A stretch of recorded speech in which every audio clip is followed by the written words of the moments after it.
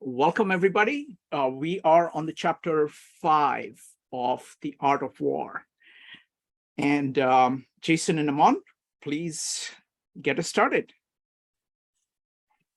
Yeah, good evening, everyone.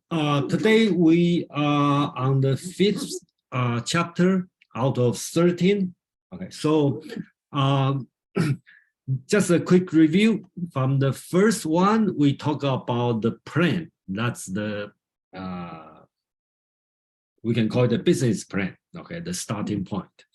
And the chapter 2, we talk about waging war, and Sun Tzu want to tell the prince about the financial plan, how much burden you need to plan. So the conclusion would be you should finish the war as soon as possible because it costs a lot.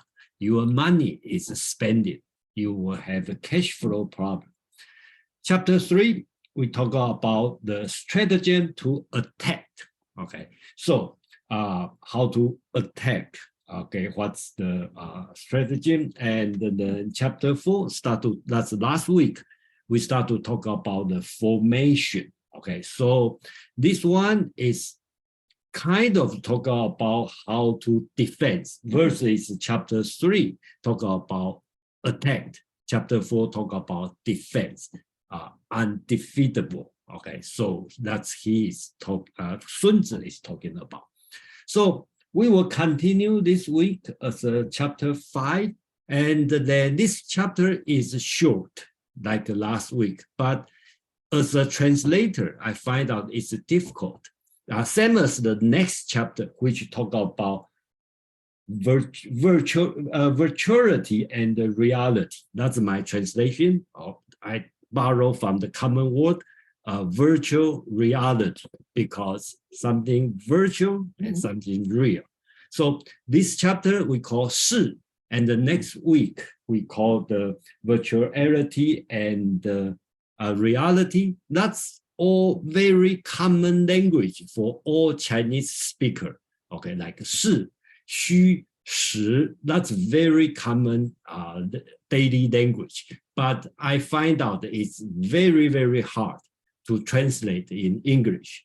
So today's chapter called 是, and if you are not interested in the war or military thing, but you still need to, still worth for you to read it, because I think this chapter, Sun Tzu used all metaphorical description to describe what's the meaning of 是.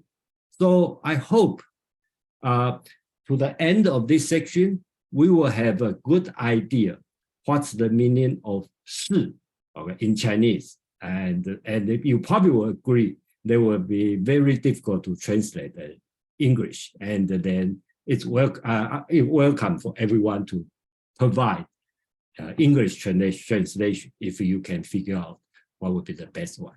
So Aman, you have anything to say about chapter 5? Yes, I just wanted to add that reading chapter 5 out of context, sort of not having read anything else and just reading itself, it would seem a little abstract at times, because Sun Tzu will begin talking about the army and using metaphor like the moon rising and renewing itself, or the sun rising and falling. But this abstraction, when taken in with this lead up that we've had of sort of to use business plan language, a vision, logistics, a marketing strategy, and then a SWOT assessment of strength, weakness, opportunities, and threats. Now we're into an idea that is a little bit more difficult to wrap our head around. 是 is a very ubiquitous Chinese idea, but asking Chinese to describe it, I think it's very similar to just at a knee-jerk asking someone from a Western culture to describe vitality. It's an idea we have, but what makes something vital? What gives something vitality? And so 是 is a similarly sort of omnipresent but amorphous idea. it does have these roots deep in military strategy. And so when Sun Tzu talks about shi, he's talking about it in much more concrete terms that have to do with not only positioning and formations of the army that we have just heard about in the previous chapter, but sort of building a momentum, having a sense of the proper timing for releasing that force. And there will be mention of timing when we get to verse 3, very specifically. I'm going to drop an image into the chat that everyone can look at that is, to my mind, a great way of describing shi. So you tell me if anybody doesn't recognize it in chat, but I'll wait to see what the rest of you think as the chapter goes on.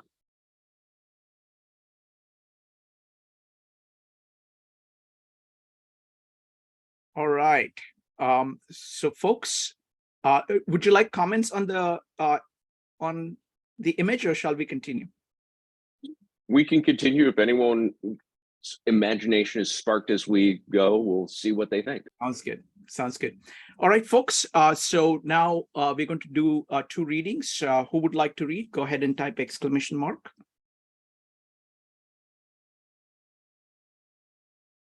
We're going to go with James and Penny. James, go ahead.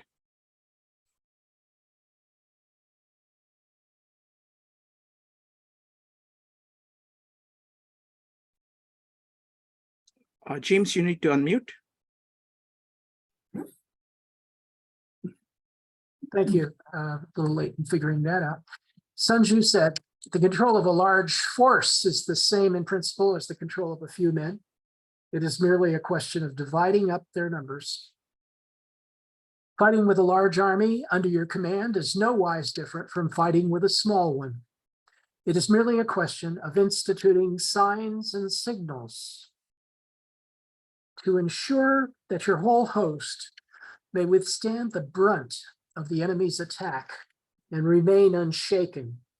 This is effected by maneuvers, direct and indirect, that the impact of your army may be like a grindstone dashed against an egg. This is affected by the science of weak points and strong. Thank you. Thank you, James. Next up is going to be Penny. Penny, go ahead. Okay. This is a translation by Samuel Griffith. No, I didn't use that. No, this is the one I'm reading. Good. Okay. Sun Tzu said, generally, management of many is the same as management of few. It is a matter of organization. And to control many is the same as to control few. This is a matter of formations and signals. That the army is certain to sustain the enemy's attack without suffering defeat is due to operations of the extraordinary and the normal forces. Troops thrown against the enemy as a grindstone against eggs is an example of solid acting upon a void. Thank you, Penny. Excuse me, Penny, what's the last word you read? Void. Void. Okay, thank you. Yeah, the reason I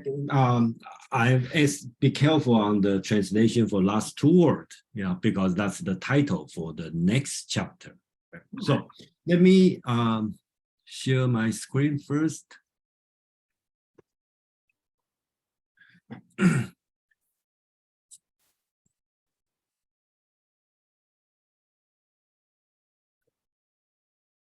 Okay, Master Sun said,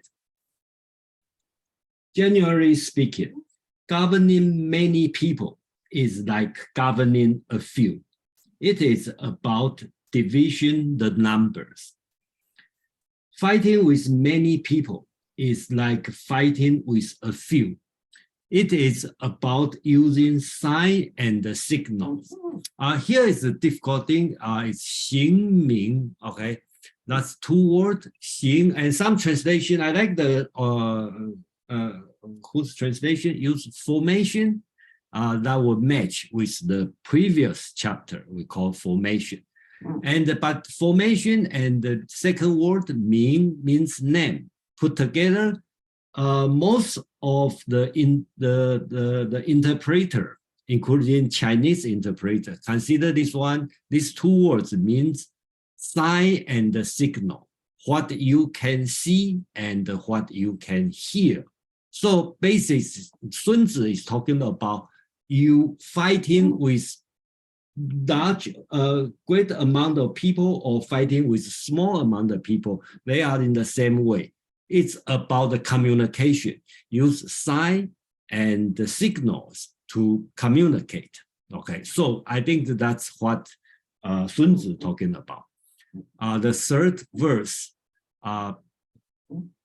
all people in the three armies can surely withstand the attack from the enemy without fail. It is about maneuvering additional and regular force. So that's another difficult part to translate. 其正, or you want to call 机正, because the second word 正 means regular. That's no doubt about it. Okay, but the first word would be difficult because this word can pronounce in two ways in Chinese, and which means have a different meaning.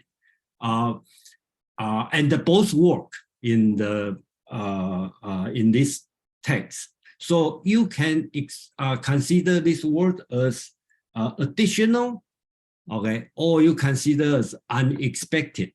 Okay? So they have this kind of meaning. So regular and not so regular. It could be additional force, could be unexpected force. So I think that's the meaning. So all people in the three armies can surely withstand the attack from the enemy without fail. It is about maneuvering additional and regular forces. The military impact is like throwing a pebble into an egg. It is about the virtuality and the reality. So that's face some difficult word. 虚实, I think this one we will put more effort on the next week, which means one translation, weak and strong, or solid or void, void or solid, okay? But I don't think any of them really reflect the meaning. So if you have been trained as an engineer, mechanical engineer, you probably know something called virtual work. Okay, that's a method of calculation. And in today's, we call virtual reality. Something look like real, but not real. Okay, so I think the best translation is pebble and the egg. Okay, so egg is some pebble and egg look alike, but egg is very easy to break. Okay, but pebble was not. Okay, so I think that's why Sun Tzu start to use the metaphor here. So he called it, he used the word 断. Okay, 断 actually is a grindstone and it's a whetstone. Okay, but I would prefer translate as a pebble because in today's whetstone or grindstone is a square, man-made, this kind of image. But original, the whetstone or a grindstone is like a pebble. It's like a rounded. So I think the idea is they look alike, egg and the pebble. They look alike, but one is breakable. Okay, one is solid. I think that's the concept. So I almost want to translate 虚实 virtuality and the reality as egg and pebble. Okay, I think that would be the closest way to translate, in my opinion. So that's it, and Amang. Thank you. And Jason did a wonderful job laying out so many of the challenges that come with this chapter and with the next one. In interpreting Chinese words that have sort of multiple levels of meaning that don't play across to English directly easily, because sometimes, like he was saying, sometimes the allusion is more to something being solid and something being hollow. Sometimes it's more about it being substantial versus a facade. Sometimes it's about it being real versus illusory or illusionary. And so trying to capture that in single English terms really is a challenge. But moving away from the specifics of translation, I want to look at this text as a whole and what Sun Tzu is beginning to tell his generals, the people who are learning how to maneuver, how to use these troops, that large forces, smaller forces really don't make a difference. It's always the same process. It's just scaled up, is what he is arguing here. Now, obviously, before we go into contemporary modern warfare and talk about the logistic nightmare of multi-continental theater sort of operations, in his time, the idea would be whether you have 100 chariots or 1,000 chariots, the flag signals you use, the drum signals you use to communicate with these soldiers across the battlefield remain the same. And the configurations you use are only increased, but still the same. I'm not a big football player, but I've watched enough to see how configuration on a field makes a difference, and how the moment, the buildup is sort of jockeying to try and see the other person's defense and put yourself in the best offense. And then at that snap off, or at that moment of action, then you try and defy the expectation at the last moment. There's something similar in what he's expressing here in terms of configuring your troops, organizing their energies, and whether you're playing with just a few friends in the front yard or you're playing with a full team, you know, of 11 on a field, the kind of fundamentals remain the same. That's what Sun Tzu is telling his audience here, is that don't get intimidated or bogged down in the idea that you have so many more to deal with or so few to deal with. Just remember your fundamentals, stick with them, and use them accordingly. Use the sure that they develop to execute your action well. Thank you, Amon. Now this is open for anybody who wants to comment. You can either comment or you can ask questions. Go ahead and type an exclamation mark or raise your hand in Zoom. We're going to start with Bill, James, Joe, and Kwan. Bill. Thank you. I want to start with the end of the paragraph where it says strong points and weak points. And I want to first draw a connection between that and the earlier sentence about maneuvering. So the connection is that one of the main purposes of maneuvering is to avoid leaving oneself with weak points that make one vulnerable on one hand, and on the other hand, to find moments of the opponent's weak points. And this can be translated into the language of momentary power advantages and momentary power disadvantages. And it alludes back to the previous chapters about how power advantages create a situation where victory is assured before one even enters battle. And then this connects back to the previous chapter's discussion of reading the enemy's strategic intention, which is a mentality and a mental disposition, off of the physical disposition of their forces and their maneuvering. So later in this chapter, we'll get into some more details on that. But right now, I simply want to close by mentioning this phrase, unexpected forces. So when each side is maneuvering to give itself a power advantage and avoid being at a momentary power disadvantage, and each side is deploying faking strategies and trying to get other sides to take the bait, and each side might even be using its forces to signal that it's taken the bait when it has not, et cetera, things can be very fluid.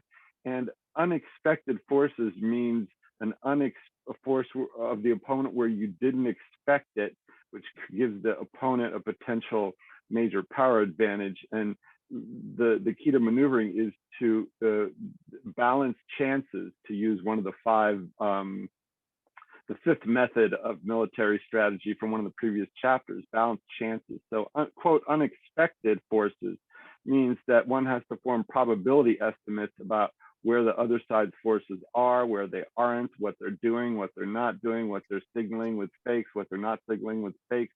And it said in previous chapters that balancing chances is the key to victory, meaning forming estimates of what the other side's force movements mean for where they're going to be in the future and what that means for the shifting relative power advantages and disadvantages. And that's the essence of maneuvering in this first chapter. Thanks for listening. I'll pass. Excellent, excellent observation. Thank you. Next up is going to be James, Joe, and Quan. James. Okay, thank you. I thought that was very detailed. I hope I'm not repetitious. I was going to comment on the idea of a large force and a small, dividing it up into small forces. That reminds me of the way the army works, you know, with platoons and squads, platoons, brigades, divisions, you know. So it's a question of the generals understanding the mobility and the different types of effectiveness of the differently armed and differently constituted forces and constituted differently by number. It also reminds me of my son when he got interested in the group computer games on the internet. He always liked to. I sort of caught him. He liked to play the guy with the knife, the guy that would just hide behind the wall and wait for somebody to come by. Instead of the guy with the AR-15, so I thought that was interesting. So strategy is very important in determining the tactics of the different groupings on the field, and that's what this reminds me of. And then the instituting of signs and signals. Well, yeah, you know, and he hasn't read Husserl and or Saussure, so it's a great phrase, great point. It's in other words, these groupings of troops have to be driven somehow, and why not just make sure your signs and you've got all your signs and signals straight, so they know when to move and when to not move, and what to do. And then direct and indirect maneuvers. I think he's going to talk about that some more, but it's the whole idea of controlling the flow of the action by understanding indirect actions. Like, for instance, if you want your enemy to be unprepared for a certain type of attack or coming from a different direction, that would call for an indirect maneuver to influence the enemy's future action.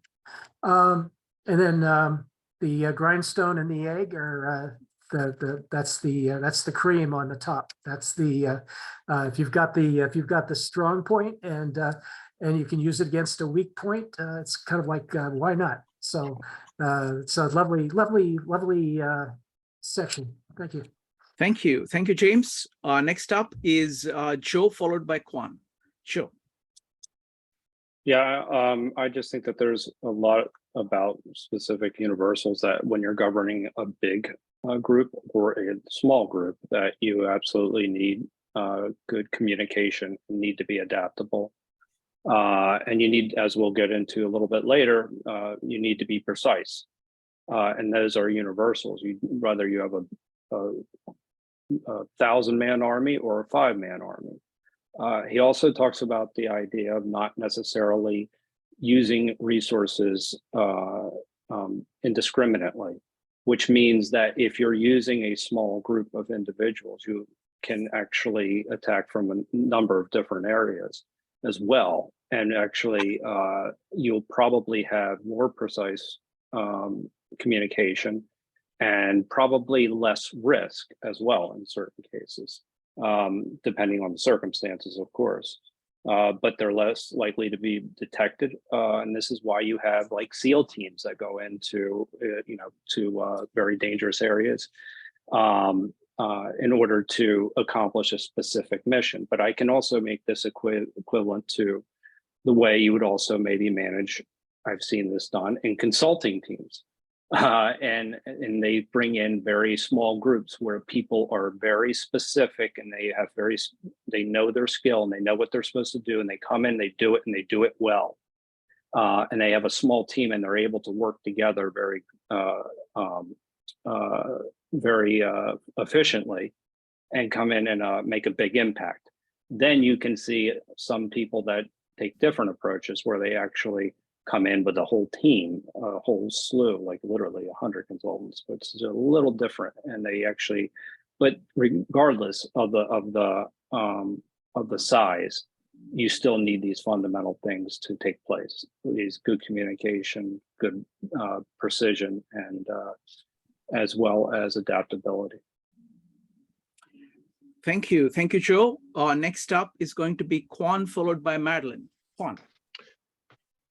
Okay, so I would like to come back to the title of the chapter, Bing Shu, and the last 4 words of the first paragraph that can be translated as the science of weak point and strong, but also the science of emptiness and reality, okay? Because emptiness can be understood not as reality, but in sense of potential.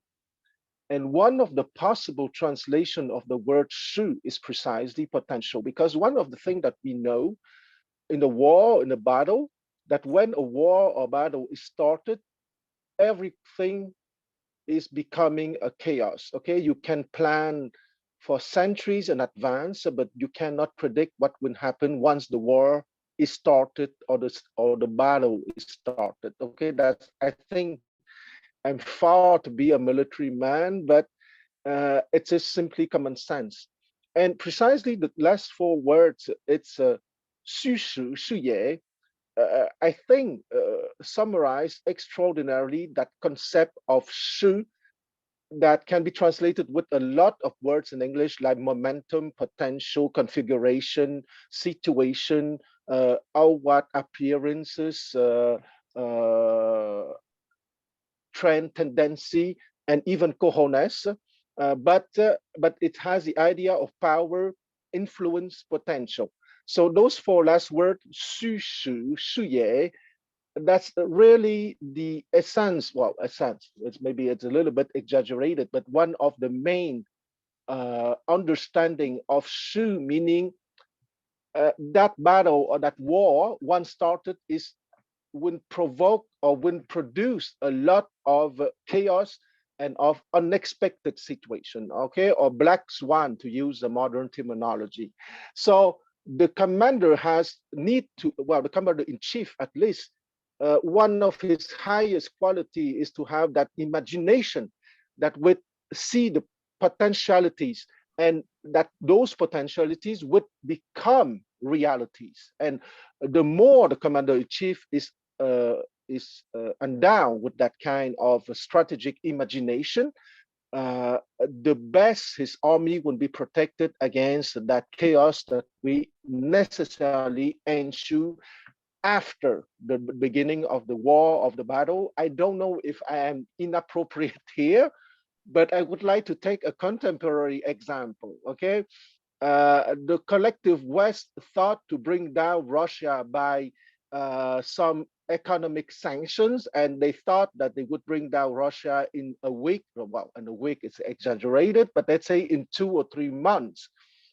That kind of lack of imagination precisely permitted to Russia to get out of the situation, because what I call maybe clumsily the collective West did not take into account the various emptiness or the various potentials of that situation when the war just started. Maybe they were too stuck in one line of development rather than to imagine the different lines of development coming from the emptiness or the potentialities with an S. And I will finish in 30 seconds with the explanation of what of the graph of Shu. Okay, first, I like very much the graph in simplified character, okay? First, you have the symbol of a hand. After that, you have the symbol of a ball or pallet, and you have the symbol of force under as the third component. It's this precisely how you would be capable to handle, okay, the hands, the pallet or the ball, the situation, the configurations, with force or with skill, okay? And the first skill of a commander-in-chief, either in a corporation or in war, is imagination, okay? Because I know I repeat that for the 5th time, but once a war or battles is started, it's chaos, okay? So don't imagine that your first plan would simply deploy without any incident, because your opponent is not a dumb animal.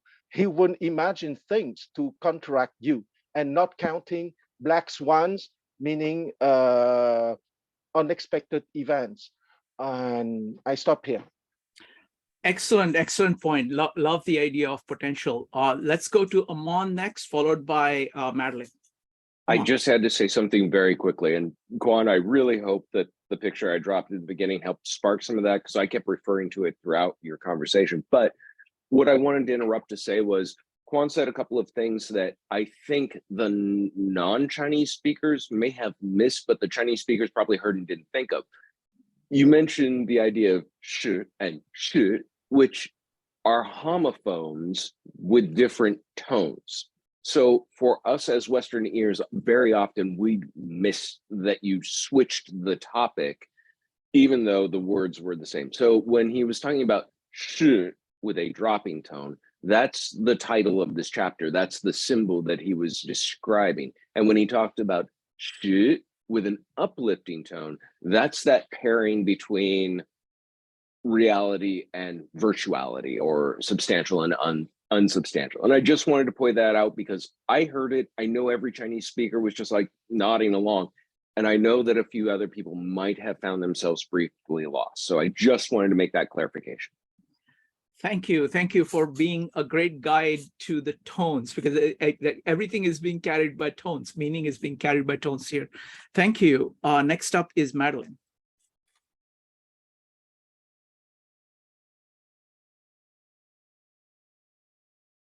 Yes, that was quite illuminating. The translation I was looking at, the one that I have had throwing a wet stone at eggs. And it was so illuminating, Jason, just to hear what that word would have meant, and to see the two as looking pretty much the same in terms of size and shape, but having very different qualities to them.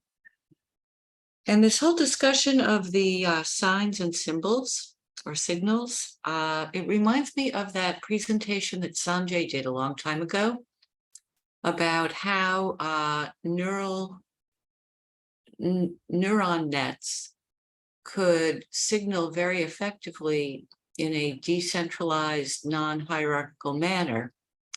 And it had that demonstration of people on the football field. They all had flags they were supposed to hold up when they saw the person in front of them do it. And you could see that even one mistake in a hierarchical arrangement like that could propagate. But at the same time, it was very interesting to see how well overall the whole thing worked. Thank you, Madeline. Great correspondence between neural networks and how they work together, and armies of systems there.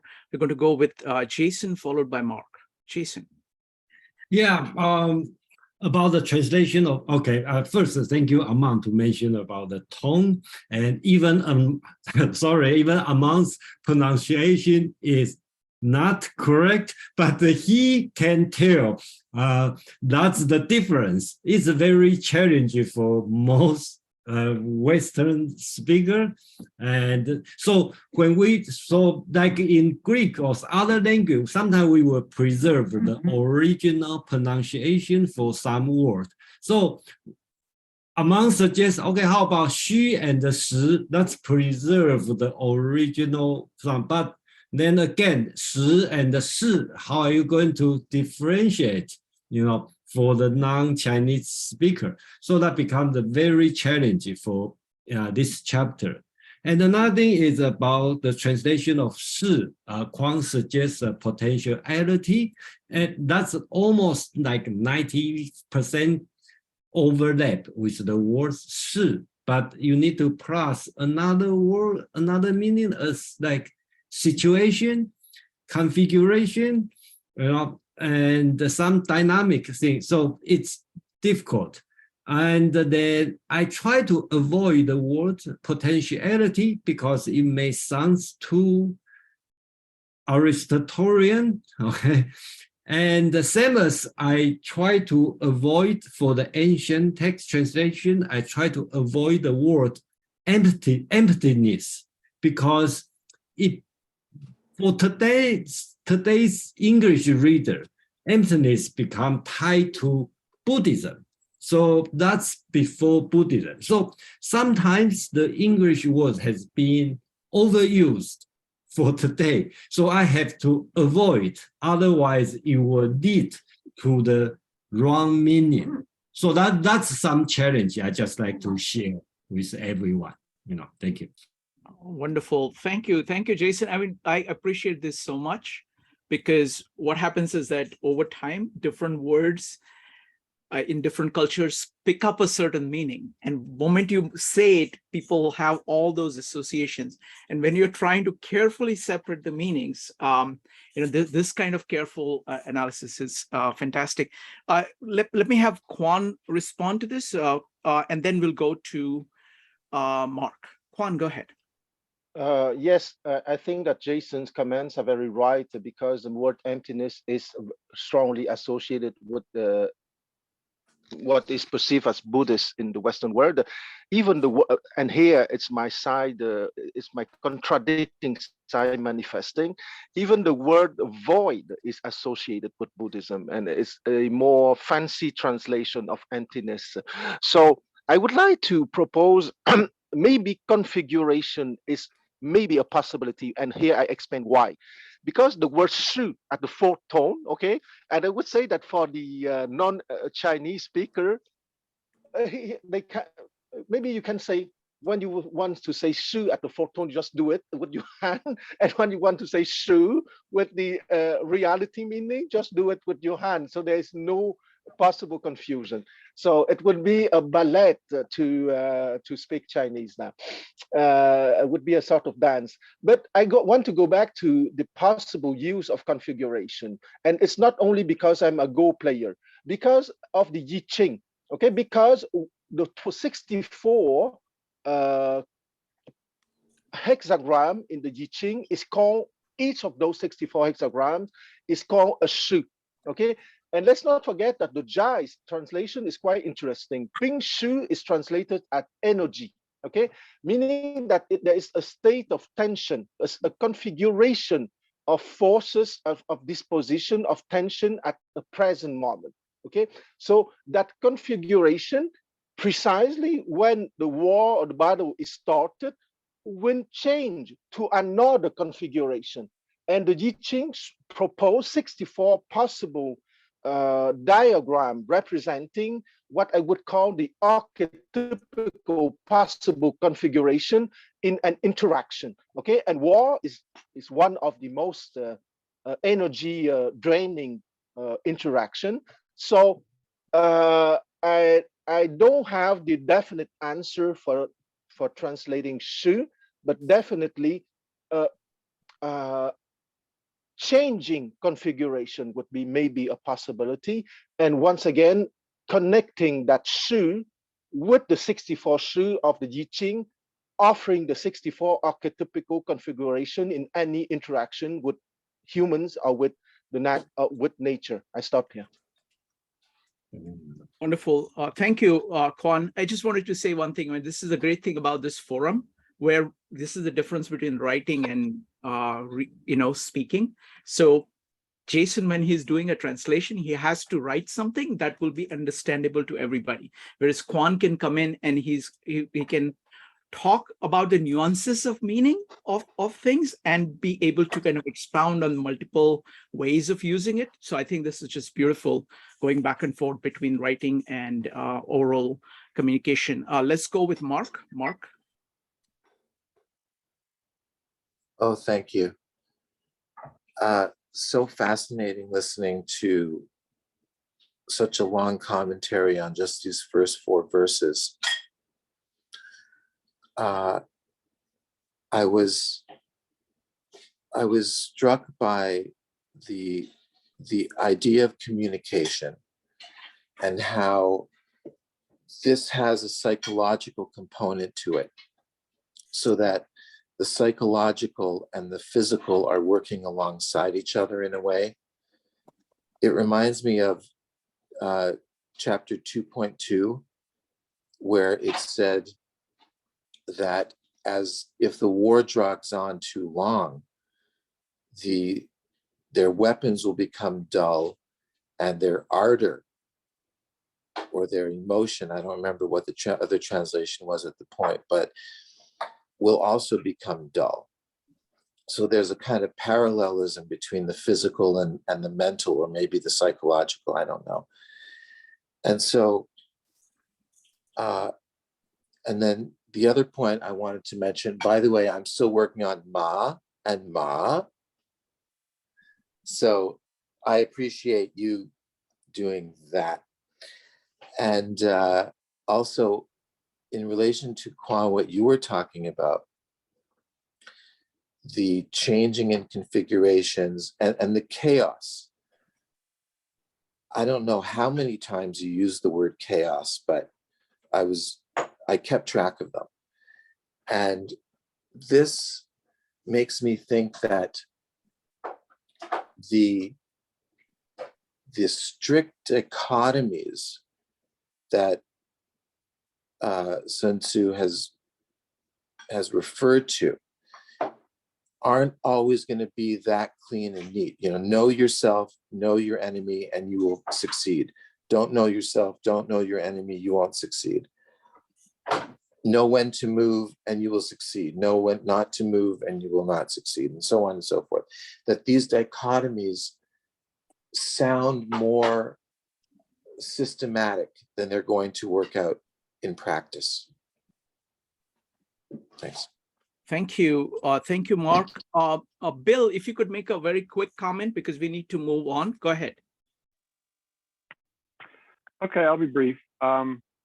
This distinction between fullness and emptiness can be given a certain interpretation given all the other points, which is that each side, so let's just talk about one's own side. One's own side is constantly receiving information that one is evaluating to distinguish the enemy's true intentions from the enemy's faked bait intentions.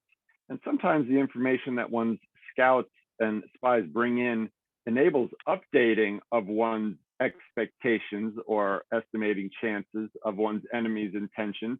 But sometimes the information they bring in is empty of informative content and does not enable one to update one's estimate of chances of the enemy's intentions, etc. So the distinction between full and empty refers to the value or non-value of one's scout's information, which informs all these other things we're talking about, maneuvering to conceal one's own weaknesses and identify the other's weaknesses. Wonderful. etc. Thank you. Okay, that's it. Thank you. Thank you, Bill.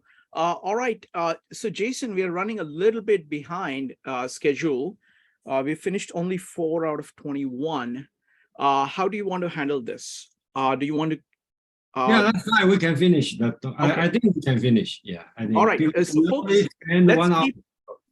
let's keep our comments a little bit more concise so that we can cover the entire chapter, because there is some value to actually going chapter by chapter. All right. So let's do some readings. Who would like to read? Go ahead and type exclamation mark. We'll go with James. James, go ahead. Okay, thank you. In all fighting, the direct method may be used for joining battle, but indirect methods will be needed in order to secure victory. Indirect tactics, efficiently applied, are inexhaustible as heaven and earth, unending as the flow of rivers, and streams.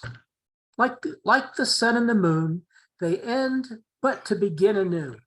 Like the four seasons, they pass away to return once more. My page isn't turning. There we go. There are not more than 5 musical notes, yet the combinations of these 5 give rise to more melodies than can ever be heard. There are not more than 5 primary colors, yet in combination they produce more hues than can ever be seen. There are not more than 5 cardinal tastes, yet combinations of them yield more flavors than can ever be tasted. In battle, there are not more than 2 methods of attack, the direct and the indirect. Yet these 2 in combination give rise to an endless series of maneuvers. Thank you. Next up is going to be Joe. Joe, go ahead. I actually have the same. Same one. Penny, go ahead.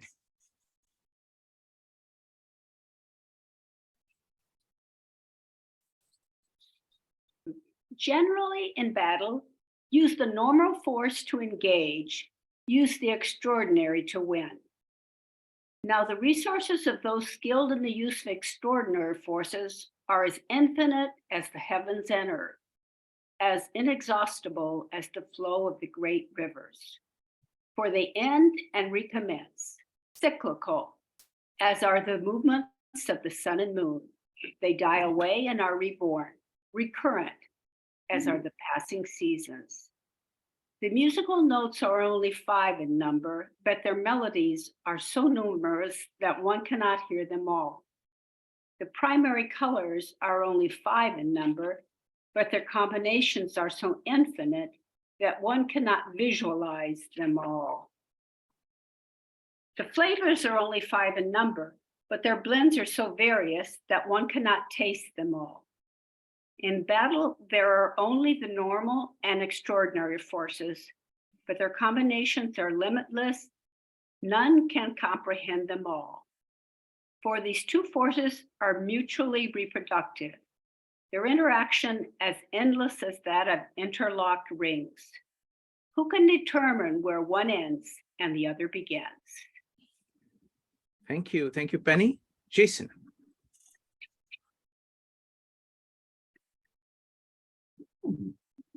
Okay, that's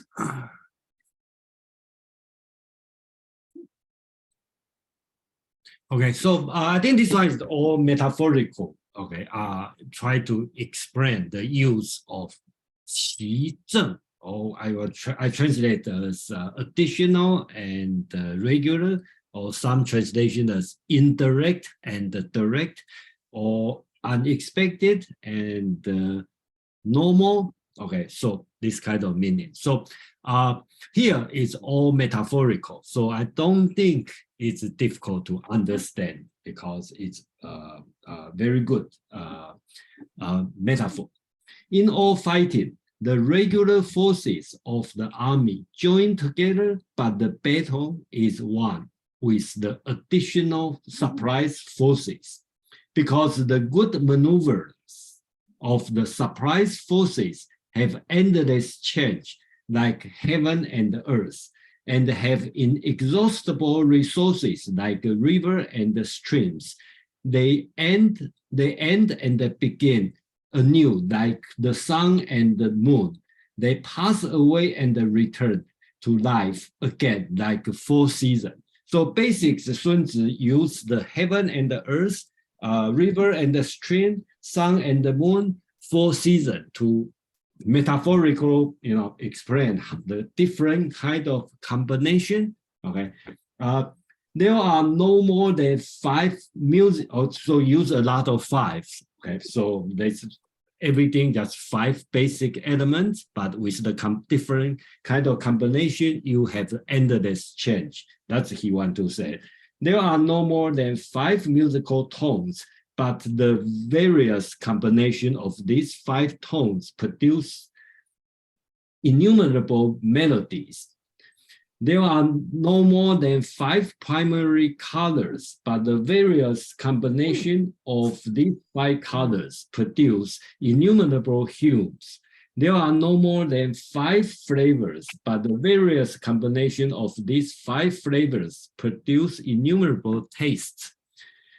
The 士, okay, the last one talking about 士, 战士, okay, the 士 of the war. Okay, so that's another explanation, metaphorical description here. The 士 of war are no more than surprise and the regular forces. But the various combination of surprise and the regular forces produce innumerable maneuvers. Surprise and the regular forces rouse one another. It is like a ring which has no end. Who can exhaust the possibility of the combinations? So here is another explanation about the 士 as being used in the war. So it's kind of like a Kwon talk about the configuration, but with some dynamic,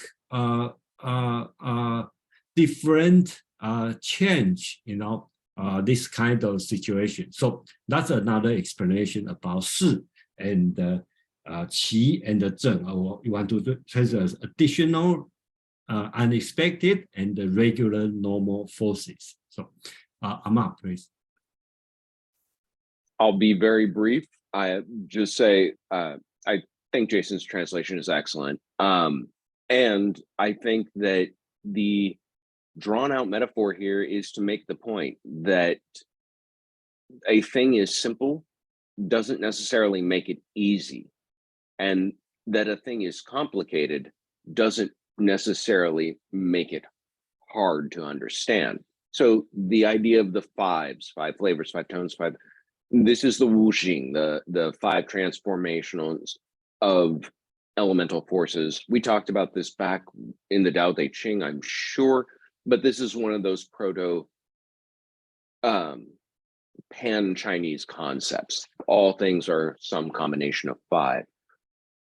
Buy low, sell high, eat less, move more, be here, do the work. These are simple formulas, but they do not necessarily capture everything it takes to play the stock market, lose weight, or go to college. And incidentally, that last one is something I tell my students regularly: be here, do the work. It's really actually simple. That doesn't make it easy to do. So I think that's what Sun Tzu is communicating to his audience, that you have a really simple formula to work with, but in that it is simple, you can spin out infinite complexities. Thank you, Amon. Folks, go ahead and keep your comments concise so we can go through the entire chapter. Say the same thing, but just say it in half the time. Next up, it actually works amazingly well, believe me. Next up is going to be Bill, Joe, and James. Bill. Thanks. I will be brief. I will only make one comment per, section of round of paragraph. Okay, so the picture of strategy Sun Tzu is painting here can be stated simply as follows. One's own forces divide into 2 subsets. The subset that the enemy can see where they are, and the subset that the enemy cannot see where they are. The first is the regular and the second is the extraordinary, or the better translation is the first subset is the expected and the second is the unexpected or surprise forces. And the key is to use one's expected forces that the enemy can see to do fakes to conceal the true position of the unexpected forces. And the myriad ways to do those fakes are,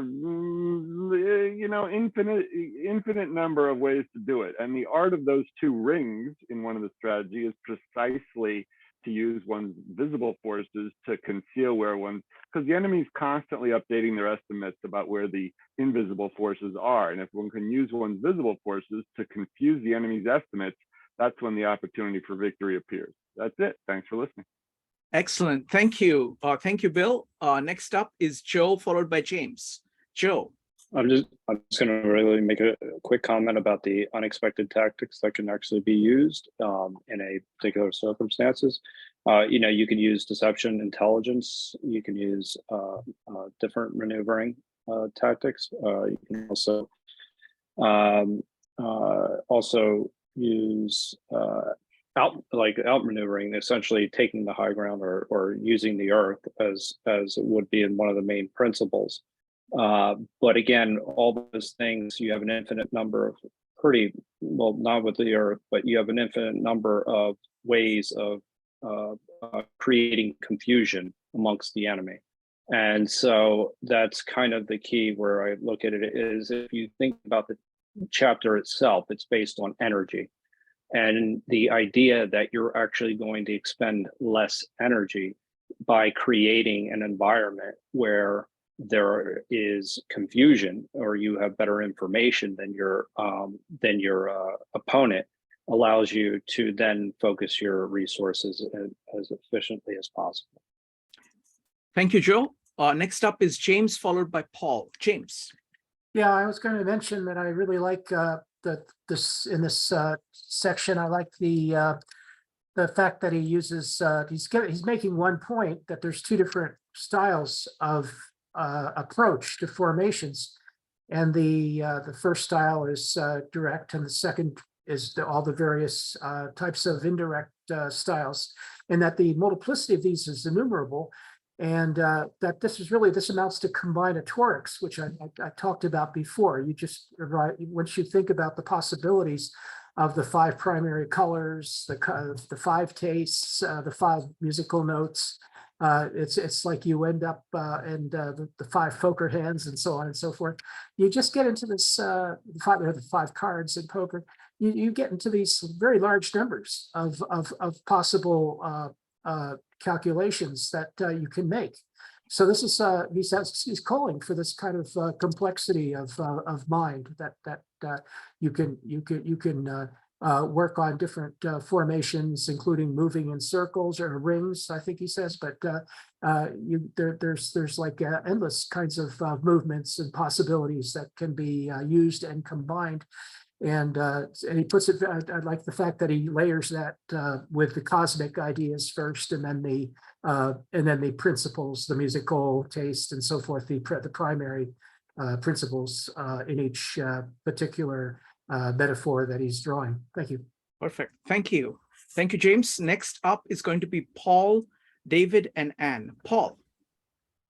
Yeah, my frame on this is related to the work I do and things like that, but this is the first part where I've gotten the strongest flavor of an inspirational tone, and I could be misreading it with my Western therapist mind, but we talk about encouraging psychological flexibility with modern schools of therapy. And this is it looks to me like inspiring the general to say, hey, get out of your box. A musician in the Chinese culture with 5 tones can create 1 million. Get out of your box, open your mind. And it has that kind of metaphorical, poetic, inspirational feeling, not just some kind of war manual. So that's my only point. That's how it strikes me. Wonderful. Thank you. Thank you. Next up is going to be David, followed by Anne. David. Hi, sorry I was late. I don't know if we're talking at all about any historical examples, but not right now. Not right now. We are just focusing on the text right now.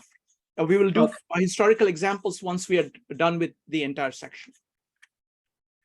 Okay, that's fine. Talk later. Okay, sounds good.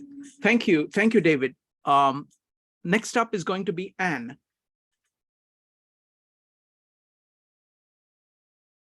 Anne, if you could. Hi, difficulty unmuting.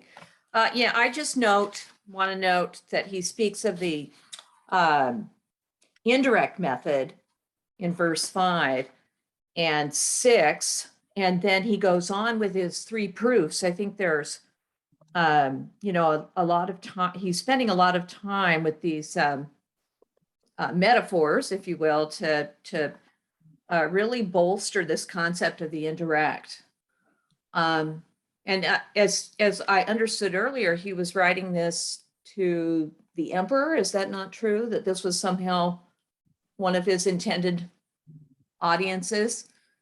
And then when he refers in verse 5 to the direct method, it may be used, he says, for joining battle, which to me, the implication is, some aggressor is requiring you to join battle,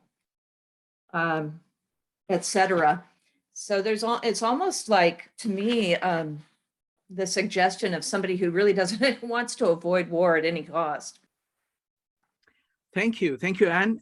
Next up is Jason. Jason, go ahead.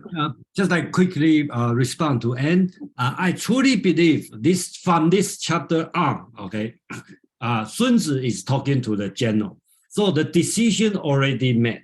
Okay, going to the war, what you are going to do. So that's my interpretation. I have a quick question for Jason or Amon. So in this section, they talk about multiple examples of these fivefold patterns and their combinations on one hand, and then they talk about these two things, direct and indirect combination. What is the relationship between the point they're making about the fivefold and this direct and indirect? Yes, go ahead, Amon. Can I kind of tackle that, Jason? Yeah, so please. I mentioned briefly that the Wuxing is a Proto-Pan-Chinese idea of these 5 transformations. Those 5 transformations are individuation along the spectrum of yin yang, which is dualistic. So when you have the 2 and the 5, it fits very well within the framework of the Chinese sort of paradigm. Wonderful. Thank you, Amon. Very, very intriguing. All right, let's go for the next one. Who would like to read? Go ahead and type an exclamation mark. We're suddenly on time now. So excellent. Let's go with Joe first. Joe. The onset of troops is like the rush of a torrent, which will even roll stones along in its course. The quality of decision is like well-timed swoop of a falcon, which enables it to strike and destroy its victim. Therefore, the good fighter will be terrible in his onset and prompt in his decision. Energy may be likened to the bending of a crossbow, decision to be releasing of a trigger. Thank you. Penny, go ahead. Okay. When torrential water tosses boulders, it is because of its momentum. When the strike of a hawk breaks the body of its prey, it is because of timing. Thus, the momentum of one skilled in war is overwhelming, and his attack precisely regulated. His potential is that of a fully drawn crossbow. His timing, the release of the trigger. Thank you. Jason.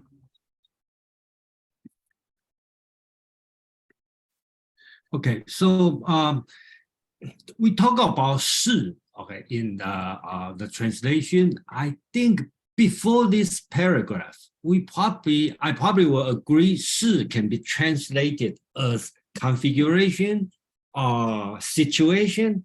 But if we start to pay attention on this paragraph, talking about the water, the drawing the crossbow, it's more like energy, momentum, potentiality. Okay, so that's a different meaning of 是 here. And the Sun Tzu used a pretty good metaphor here. So it is 是 that make. Oh, before I talk, let me talk about this word called 结. And then I think I use the translation as well-timed decision. I think I explained this word in analect, okay, because it has a moral meaning. Okay, so this word has a moral meaning. So if you pay attention on this word, if you know on the top, it means bamboo. So this word means the nut on the bamboo. I believe everyone see the bamboo before, right? The bamboo, they have the nut. And if you know, because I grew up in Taiwan, I know we have a lot of bamboo and we will play on the bamboo. You want to cut the bamboo, you have to avoid the nut. The nut is very hard, okay? So it's difficult to cut. So when you want to cut the bamboo, you need to make decision on the knot. You will cut on the upper side or lower side. So they involve in the decision, quick decision, sharp decision here. So this word has been used as a moral sense because in the critical time, you had to make a decision. So we will put this word as qi together, called qi jie. That means if you have this kind of energy or vitality to make a quick moral decision. That's when we read in Confucius analog. That's the meaning here. But here is not analog. Okay, so here is talking about war. So the word jie, that means well-timed decision, quick, right decision, life or death, this kind of thing. So that's the word. Okay. So here, Sun Tzu start to talk about shi, and the other word, jie, decision, is related to decision, right? Before, we talk about configuration, situation, the combination of different, and here, the shi start to talk about the other meaning of shi, which include momentum, energy, potentiality, and it's dynamic. So it involves a right decision, prompt decision here. So it is shi that makes the rush of a torrent capable of drifting stones.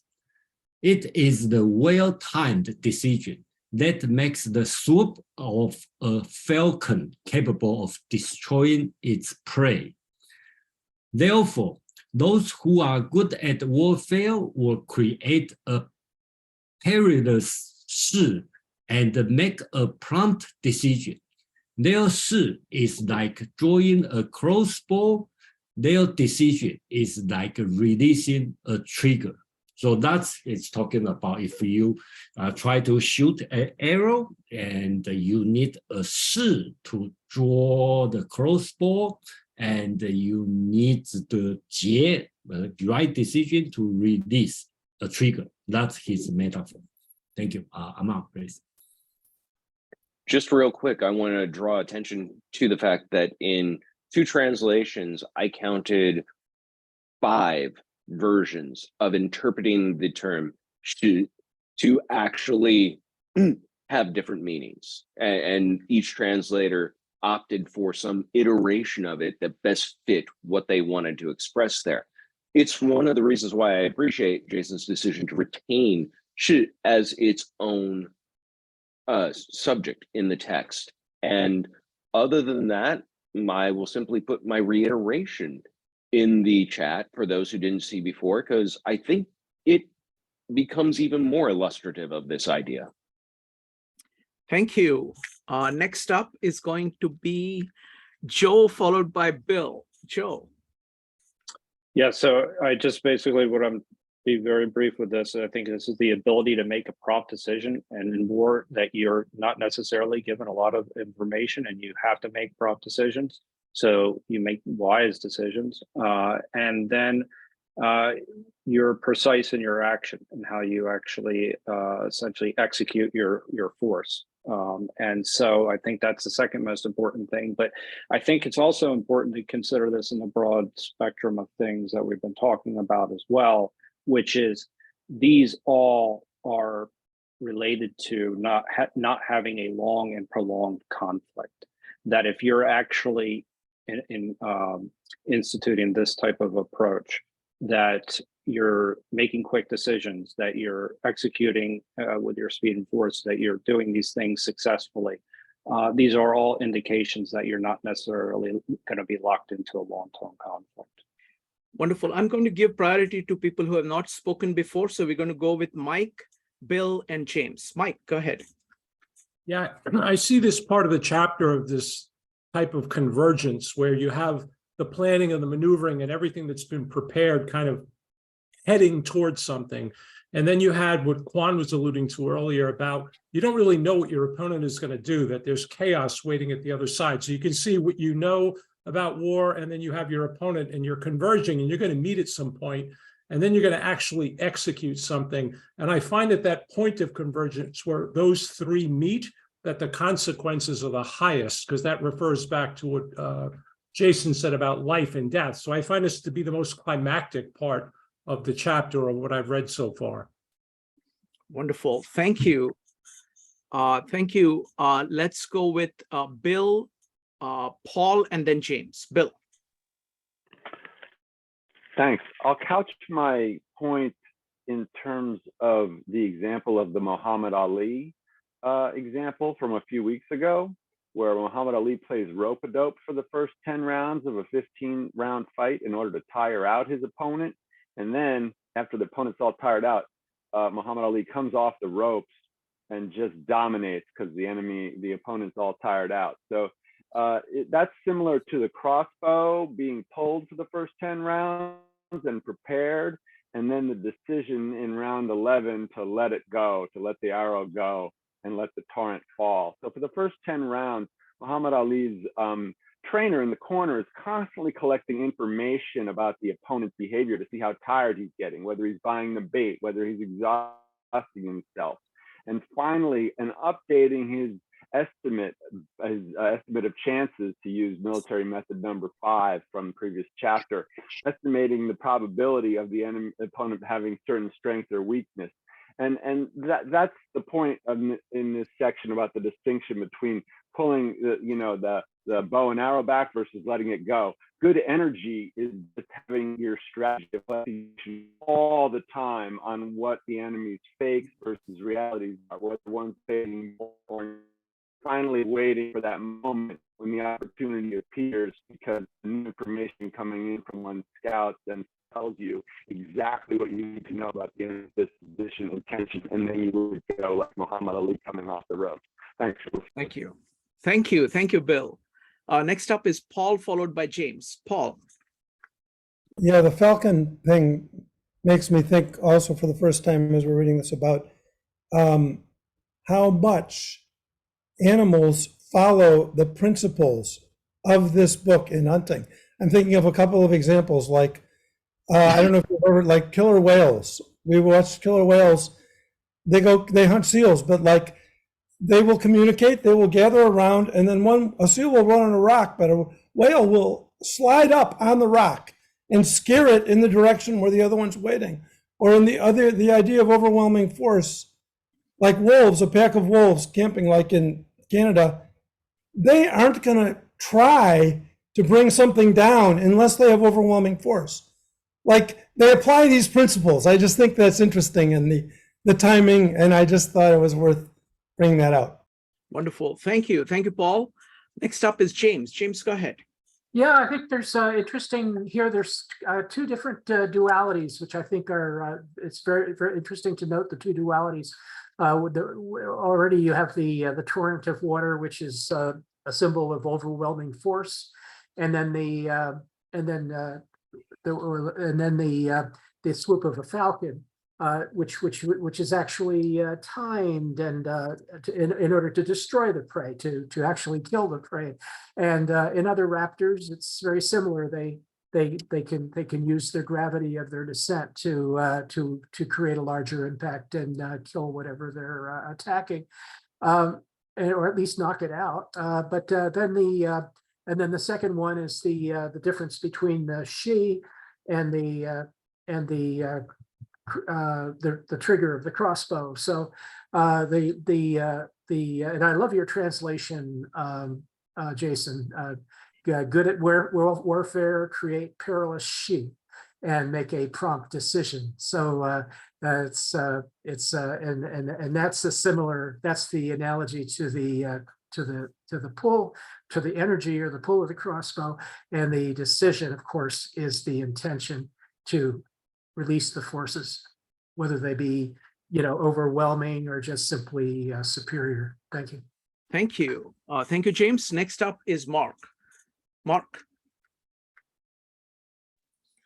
Okay, I was wondering about the relationship of the wuxing that Aman referred to, the cycle of 5 elements that is reflected in so many of the metaphors that we're looking at here, as well as ideas like the 5 seasons and the 5 sacred mountains and things like that. And in the because the 5 elements are related as both generating and overcoming, the only thing that really overcomes water, according to that scheme, is earth. And so I was wondering, to what extent was the wall, the Great Wall,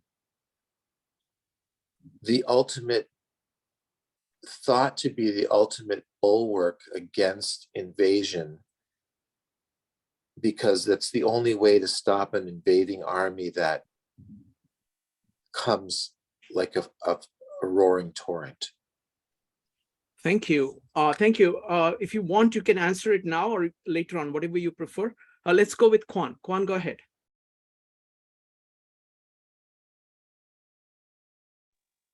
So sorry for the delay. Okay, here I would like to bring something that is the deep misunderstanding about the Great Wall. Okay, the Great Wall is not a defensive stuff. It's an offensive machine, because we have to go back maybe 24 to 25 centuries. At the time before the unification of China by the first emperor, a section of the Great Wall were built because they were places where the troops can stay overnight and for many months. And it was a place for them to live in before going out to attack the ancestor of the Mongols, okay, the Xiongnu. So it's not really a defensive machine, it's more an offensive machine. And it never stopped any Mongols in the history of China. Wonderful. Thank you. Thank you, Kwan. Great clarification. All right, let's go to the next reading. Go ahead and type exclamation mark if you would like to read. It's going to be Penny and somebody else. Penny, would you like to go first? We'll go James, followed by Penny. James. Okay, thank you. 1 second. Oh dear. I wasn't prepared, but I will be. Got it. Okay. Amid the turmoil and tumult of battle, there may be seeming disorder and yet no real disorder at all. Amid confusion and chaos, your array may be without head or tail, yet it will be proof against defeat. Simulated disorder postulates perfect discipline. Simulated fear postulates courage. Simulated weakness postulates strength. Hiding order beneath the cloak of disorder is simply a question of subdivision. Concealing courage under a show of timidity presupposes a fund of latent energy. Masking strength with weakness is to be affected by tactical dispositions. Thus, one who is skillful at keeping an enemy on the move maintains deceitful appearances, according to which the enemy will act. He sacrifices something that the enemy may snatch at it. By holding out baits, he keeps him on the march.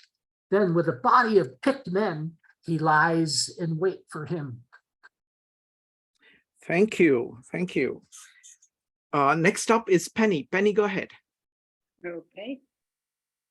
In the tumult and uproar, the battle seems chaotic, but there is no disorder. The troops appear to be milling about in circles, but cannot be defeated. Apparent confusion is a product of good order. Apparent cowardice of courage. Apparent weakness of strength. Order or disorder depends on organization. Courage or cowardice on circumstances. Strength or weakness on dispositions. Thus, those skilled at making the enemy move do so by creating a situation to which he must conform. They entice him with something he is certain to take, and with lures of ostensible profit, they await him in strength. Thank you. Jason. Okay, paragraph, let's see. this one, paragraph 4. I think this paragraph is more rhetorical. Okay, so because the Chinese word 分分圆圆混混沌沌, it's more rhetorical, describe the situation in the battlefield. So the troops are diverse and many. They may fight in turmoil, but shouldn't be in disorder. The situation may be unclear and chaotic. Their formation should be all around in order to be undefeatable. So that's the first paragraph. And the second paragraph is really a challenge because my translation is probably different than all other English translation. I'd like to you pay a little bit attention on that because the Chinese word here put 乱生于智, 怯生于勇, 弱生于强. So the translation, you need to make sure it's logically makes sense. So most of translation consider as simulated weak and or apparent weak but actually you are strong. So kind of like a cheating, meaning of you cheat the enemy, but I don't see the fit in this paragraph. So I kind of interpret this one as relative. So if you are relatively strong, then your enemy will become weak. If you are more ordered, then your enemy will become disordered. So that's my interpretation. I don't read this one as deceive your enemy. I see more on the comparison enemy based on the Chinese word I read, and then based on the meaning, it should fit the entire paragraph because eventually Sun Tzu want to talk about here is about three concepts. The one it talk about the number and shi and the formation. So the turmoil is produced by your order. The enemy's fear is produced by your bravery. Their weakness is produced by your strength. For this reason, orderliness or turmoil is determined by managing the numbers. Bravery or fears is determined by creating shi. Strength or weakness is determined by military formation. Therefore, those who are good at maneuvering the enemy can configure the army to make the enemy follow. They can give up something to make the enemy snatch the bait. Okay, they provide profit to move the enemy. They deploy a soldier to wait for the enemy. So thank you. Amang, please. Yeah, I want to say I was very impressed because Jason's interpretation makes more sense than any translation I'd seen. Adding in the parentheticals clarifies it a great deal because as has been mentioned in the past, very often in classic Chinese, the subject is simply omitted. It's meant to be known or understood. And so the reader will very often have to figure it out on their own, who or what the subject being addressed is. But when you make those distinctions clear that their turmoil is your order, their fear is your bravery, and so on, I really like how this translation plays out to lay out something very clear that I think almost anybody can understand firsthand.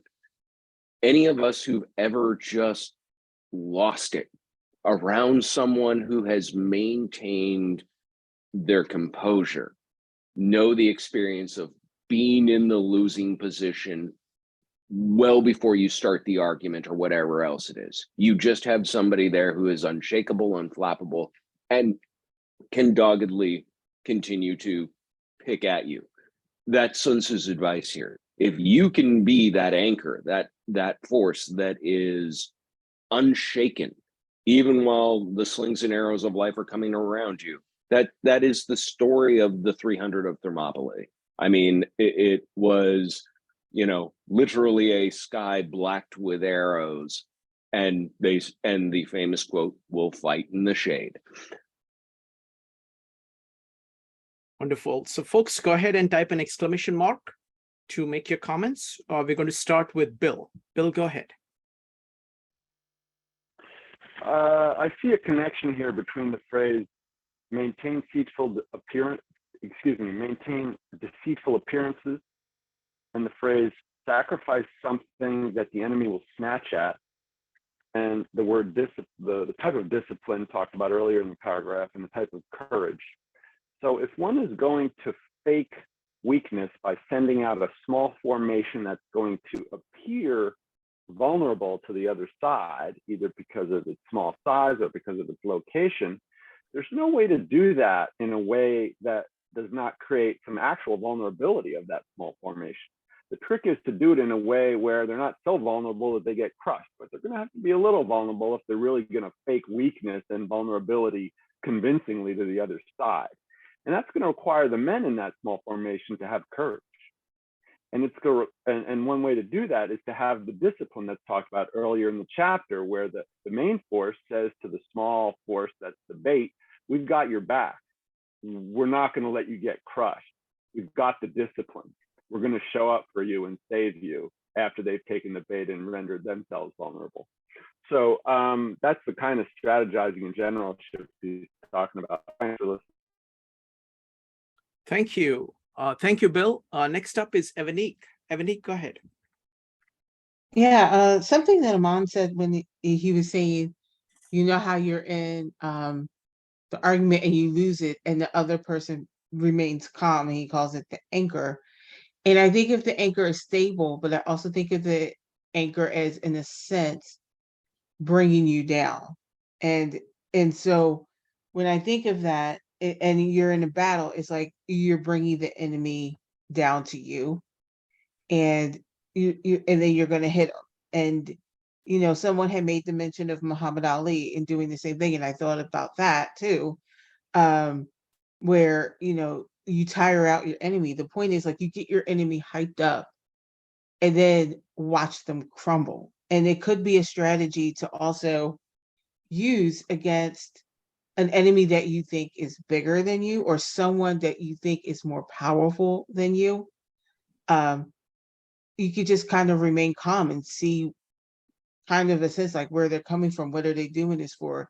And then you can strategically come back and, figure out what to do next. So I think it's a discipline, because you have to control your emotions, and you can't really get hype. Like, you can't, as much as you want to respond, as much as you want to, lose it, it's a certain discipline in remaining calm.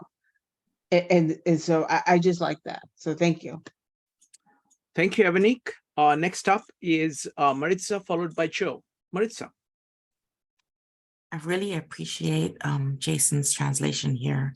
I agree with Amon. It changes and makes more sense to me, the meaning of what is being said here. I love the idea that, it's being done onto.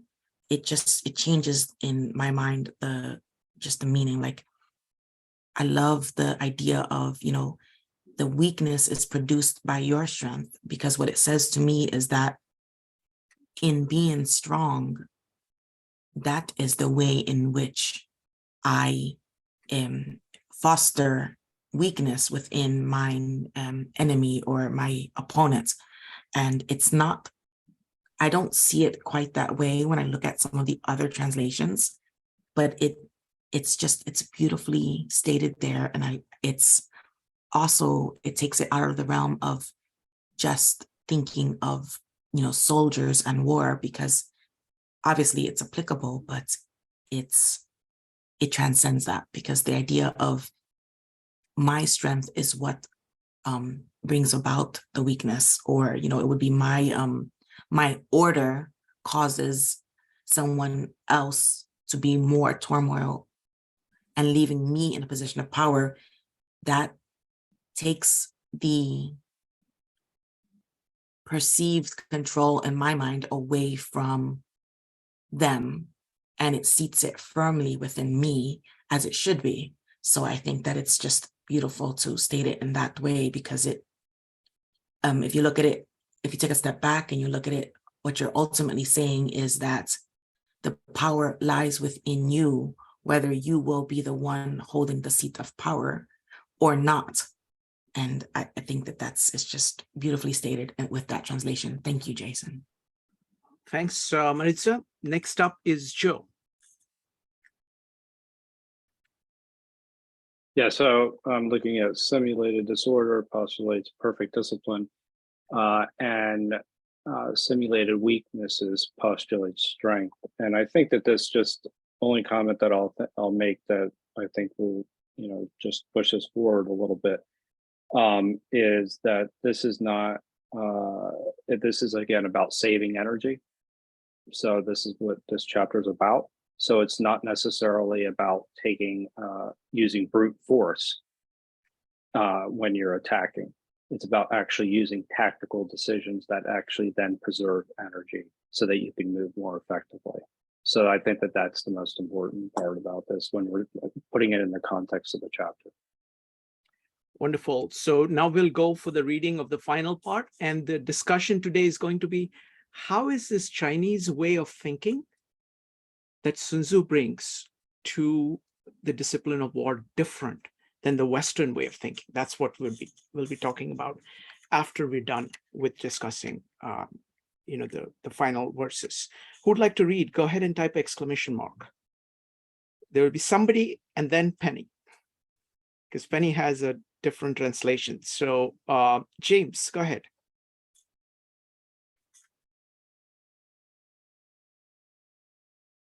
I'm sorry. The clever combatant looks to the effect of combined energy and does not require too much from individuals. Hence, his ability to pick out the right men and to utilize combined energy. When he utilizes combined energy, his fighting men become, as it were, like unto rolling logs or stones.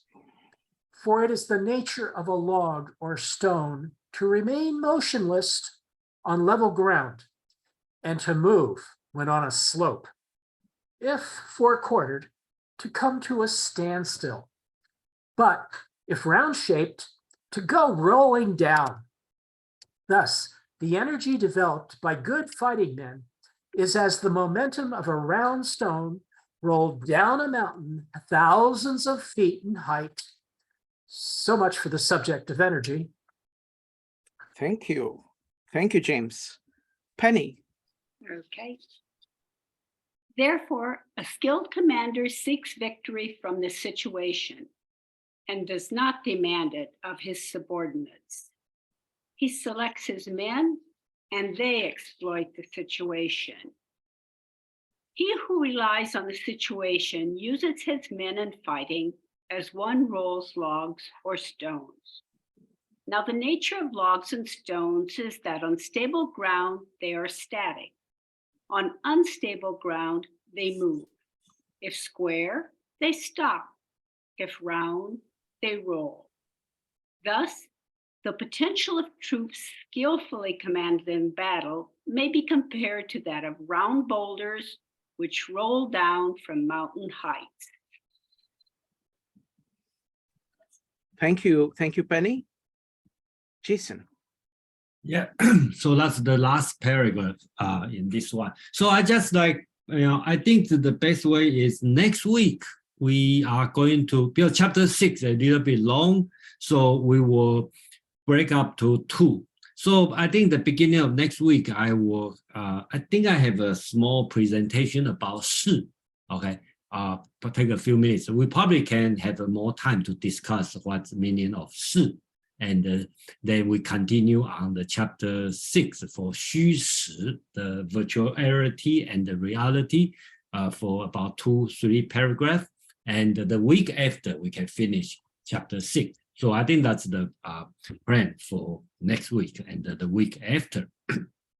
So here, when we talk the plan, I would like to talk about on the previous paragraph a little bit on the end of this one. If I translate as I highlight this one first, okay. Okay, so the orderliness or turmoil is determined by managing the number here. Bravery and fear is determined by creating 势. Strength and weakness is determined by the military formation. So here, I think Sun Tzu is talking to the general, right? You all want your military army is in order. You want to have a strong army. You want to have your soldiers are brave, okay? But you don't request the people to do it. You need to create a 势. When we talk about bravery or fear, we are talking about 势 to the general. You can say, oh, you are coward. No, you create a right 势, then your soldier will become bravery. Okay, so if we want to reflect the Plato's dialogue, treatise, right? They discuss the bravery. So here's a different idea for Plato. Okay, bravery is not knowledge, it's a 势. Okay, unfortunately, Plato didn't know this. So that continue on the last paragraph. Therefore, those who are good at warfare will create favorable 势 instead of blaming on other individuals, right? So you don't blame on the people. As a general, you create the right 势 and select the right people. They will do the right job. That's Sun Tzu's idea. Hence, they can pick the right people, utilizing their 势. Utilizing 势 to fight the animal is like a rolling rock and the stones. Okay, so here continue a metaphor. So when I read this one, I cannot stop thinking about Aristotelian's physics, right? So we talk about potentiality and actuality. I think if you only read this part, you probably will see, that's the physics from Aristotle. Okay, so there is the nature of logs and the stone. They are motionless when at rest, unstoppable when moving down a steep slope, unmovable if they are square, and mobile if they are rounded. Thus, the 势 of the people who are good at Thus, the 势 of the people who are good at warfare is like round stone rolling down from a 1,000-foot high mountain. This is 势. So let's conclude for this one. Sun Tzu want to explain. My understanding is the audience is the general. The decision already made by the prince. You go to the war. So the general need to do first thing is create in the battlefield. You need to create a 势. In this 势, the soldier, the military will be in order. The soldier will be brave, okay, and the military will be strong. This not depend on the people. It depends on the 势 you created. So that's the conclusion for today. And the next week I will start from a short presentation about 势. We can discuss what is 势, and then we will continue to the first half of the chapter 6. Okay, so about 虚实, virtuality and the reality. Yeah, Aman, please. Thank you. Hopefully the boulders and rolling and potentiality and not blaming others, maybe that image I kept sharing makes more sense now. But I want to briefly share with you an article I looked up by Nancy Yunhua Ro on musical theory and 是 in musical theory. She is examining Happy Rain on a Spring Night, which is a classic Dufu Chinese poem, and a piece of music that's set to it. And she's talking about the shi that these two things have. And she opens by saying that it can be described as dynamic configuration, or the probability and propensity that drives the process, which is a mouthful. Then she go ahead and quotes in the article, the different appearance of mountains and streams are produced by the combination of qi and shi. And there she uses the expression vital energy and dynamic configuration. But then we find that she says shi is everywhere in Chinese culture, ranging from war strategy to Taoism to literature, paintings, calligraphy, and music, and can be translated as force, gesture, tendency. Elsewhere, it's translated as potential, power, momentum, vitalism, necessary imperative. I looked this article up because, like I said, I did my homework, because this is a hard concept to wrap your head around. But I started off by talking about the idea of vitality. And we in a Western mindset would not think of vitality in its sort of vital humors, medical roots in ancient Greece. We'd see it, maybe we'd have some association there, but we understand that it's moved into something of just an adjective of its own, and it has an aesthetic quality that we can look at something and call it vital. The Chinese can look at something or hear something and say, it has shi, it has that potentiality, that momentum, that propensity moving it forward. Wiley and the Roadrunner are a cartoon with a simple formula.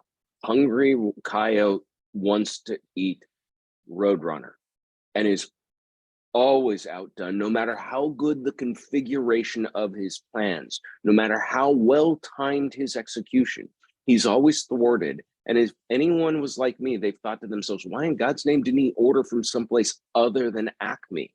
But like the good general, he didn't blame others. He didn't put his failings on their faulty product. He dusted himself off and tried again.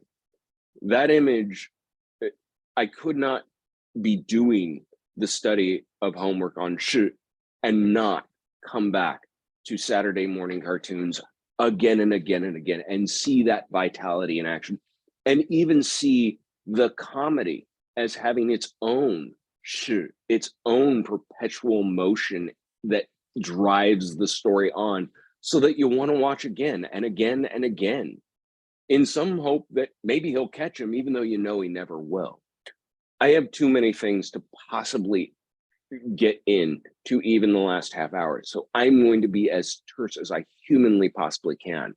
The idea of regular troops and surprise troops and drawing out the opponent's strategy. This is feigning. This is trying to get someone else to react to see what they really want. And warfare has a great deal of strategy that needs to, and tactics that need to work towards that ends. Talking about the Great Wall, yes, I agree with Quan. It was a series of outposts to launch attacks on the Shangyu, but it was an excuse for public works under Qin Shi Huangdi that became a visual representation of a very Sun Tzu idea of a walled city being the most defensible of structures. It may have only served as an aesthetic because it did not actually stop a Mongol invasion, but it was a powerful, powerful visual indication of how serious China was about protecting itself. And the last thing I want to mention is Jason was talking about the audience of this, and I agree there are different audiences, but I wanted to also point out that the Sun Tzu is written as a pedagogical text. It is written to teach people. And because it's written to teach people, there is rhythm and rhyme and method to its lessons as they unfold. We spent a lot of time last week talking about the emphasis on defense and about controlling the things you control, because these are important lessons. And it made me think of the Karate Kid saying, when am I going to learn how to punch? When am I going to learn how to punch? You may want to offense, but defense is something that takes that courage, that discipline, that stiff upper lip Evanique was talking about, to absorb those attacks. The dirty little secret about teaching sparring, whether it's in martial arts or boxing or anything else, the person who's holding the pad is actually doing the training, not the person hitting it. Because what they're learning is how to absorb a punch without it scaring the hell out of them. That is the real lesson. And the last thing about your strength being their weakness, your order being their turmoil. I want to pull your attention to Napoleon and his conquest of continental Europe and his defeat at the hands of a naval Britain, because they forced him to defend everywhere at once, basically, while they sailed and attacked wherever they wanted. These were just some of the things I could talk about. Xerox, I still have Buster Douglas and or Lennox Lewis and Mike Tyson in head, but I'll shut up. I want to give everyone else a chance to talk. And I want to thank you all because you had some great ideas and insights today. Thank you. Thank you, Amon. Next up is Evanique. Evanique. Yeah, I actually thought about what Amon said about Wile E. Coyote. And another thing that I noticed about Wile E. Coyote is, I always forget the character he was trying to get, but the person he was trying to get always reversed any attack that he had on him, he reversed it, and it attacked him even more. And I was thinking of that, and I was thinking of this chapter, and the thing of it is, it's like when you stand grounded, when you are the anchor, like Amal was saying, not only do you learn how to absorb the hit, but at some point you can reverse it back on the person. It's two ways, actually. The way I see it is two ways. It's one, that the person gets worn down. Two, that their vulnerabilities are exposed, and that now you can use their vulnerability against them, but you can also kind of use their strength against them too. Like Wile E. Coyote, going back to that example, he had the best laid plans. He had the most elaborate plans in the world. And, his bait, was always watching him. And they were like, okay, I see what you're doing. Okay, I see the attack coming. Okay, great. When it's time, I know what to do. And I think that's key. It's like waiting. I'm going to go into your question really quick, and then I'm going to stop because I see a lot of hands. Your question was about what's the difference between the Chinese culture and Western culture, right? When it comes to war. That question we are going to go into after this discussion is over. We'll just focus on then I'll wait the then. entire discussion on that. Okay, perfect. Okay, I'll wait then. Thank you. Next, let's go to David because he didn't get a chance to speak earlier. David, go ahead. But it's still not time to talk about historical You can. examples. Now everything is fair game because we have completed the chapter. We're kind of swinging. Okay. So I thought it was interesting. Cornwall, the British general, had much greater forces than the Americans, George Washington. And yet Washington had the intel that told him he had the position over Cornwall because there was nowhere to cross except the Chadsford. And they prepared that night. And in the morning, I think it was foggy. So this small set of British troops starts to come, into the vulnerable zone. Here they come. And, Washington's coming down. And I believe that's where it happened, that this was a huge feint because the knowledge that Cornwall had was so much better. His intel said there are other crossing points, and he already had his major army crossing up north. And this was just a small mercenary group that he was sacrificing until they realized it's too late. We can't stop them. So yeah, I think that this literature wasn't accessible and read at those times because it's this force is, Amon's maybe going to respond to that. But I was just going to say not by them. Not by them. Okay, that could be because of the interest in Chinese culture and the East comes up at different times in the West. But I thought that was an instructive case. Whereas when it came to Yorktown, that was Washington's own native area. He knew Virginia. He knew that, and when he knew they were cornered and they had the superior position, he was absolutely. You know, so your intel also affects what you can be fooled by. And you know, you have to know how well you're reading the enemy and how well your own intel, how secure it is. So the intel, you know, was in a prior chapter. You avoid fighting till you have to, but you can't be certain of things because it's only as good as the people you're sending out to get that intel. That's all. Thank you, David. Next up is going to be Bill, James, Quan, Joe, and Evanique. Bill. Thanks. I see a connection here between his advice not to rely too much on individuals and rely more on combined energy on one hand, and his distinction between the logs and stones that are motionless versus the logs and stones that are rolling. And the connection is that the logs and stones that are motionless seems to me to be a metaphor for strategic paralysis or tactical paralysis. And kind of paralysis is more likely the smaller the group, down to the single individual, is most vulnerable to tactical paralysis, where they've lost their energy to do what energy requires, which is constantly being on the move to broadcast signals that are fake to the enemy, constantly collecting intel to see whether fake signals have been bossed by the enemy, constantly collecting intel on the enemy's movements to distinguish which of their movements betrays their real position versus which is fakes, etc. All of that the ability to do all that gets lost if one is stuck in strategic paralysis as an individual or a very small group can get stuck in. So his advice is to have larger groups where there can be a division of labor between the intel gatherers and the decision makers and other things. Men in a larger group can bolster the courage of some of the men in the group who are losing courage. And the final point I'd make here is that I would distinguish between strategic level energy and tactical level energy, because nowadays with communication technology being so good, every small group of 5 soldiers can relate intel in the moment back through technology to headquarters and get advice on what to do. But 2,500 years ago, small tactical groups out on their own had to have their own intel gathering and decision making to keep their energy, as Sun Tzu defines it, going in their own maneuver. So I'll stop there. Thanks for listening. Thank you, Bill. Next up is James, followed by Quan.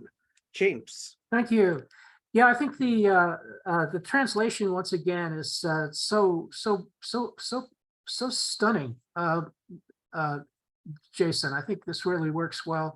The idea that Shi is actually what is bringing those good at work warfare. It's what is actually behind those that are good at warfare and picking individuals, picking the right people, picking the right group formations, and then comparing it to logs and stones, and they could be shaped in a way that is static, but they can also have the power of rolling down 1,000-foot mountain again.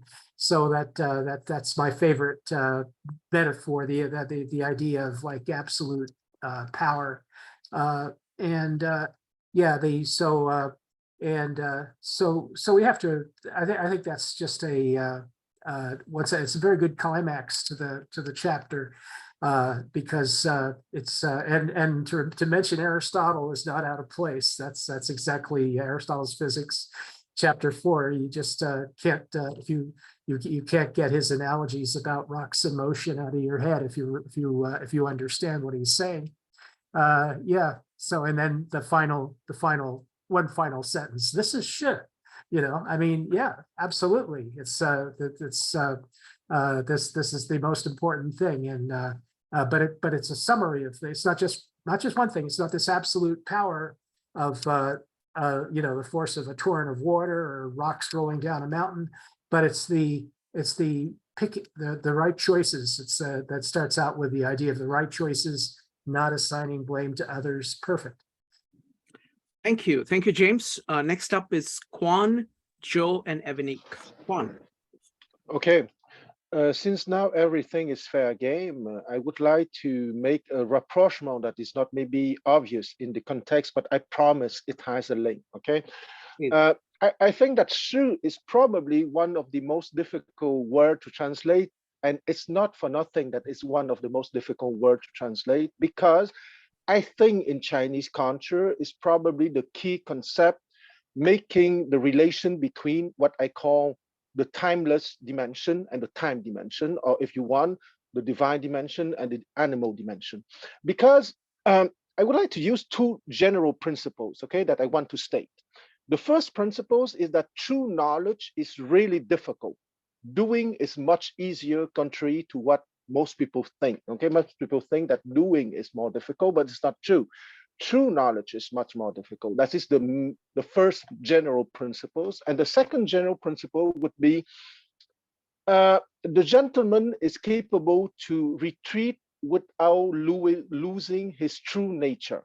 And I explain why those two general principles apply here.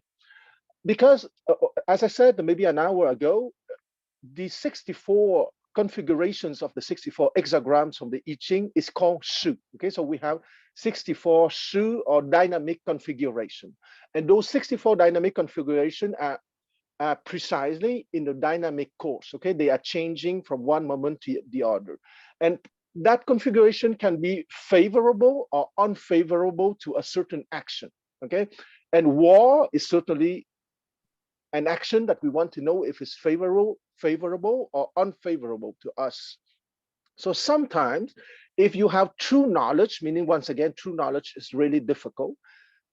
If you have true knowledge, sometimes you need to understand that it is inappropriate to go to war at that given specific time.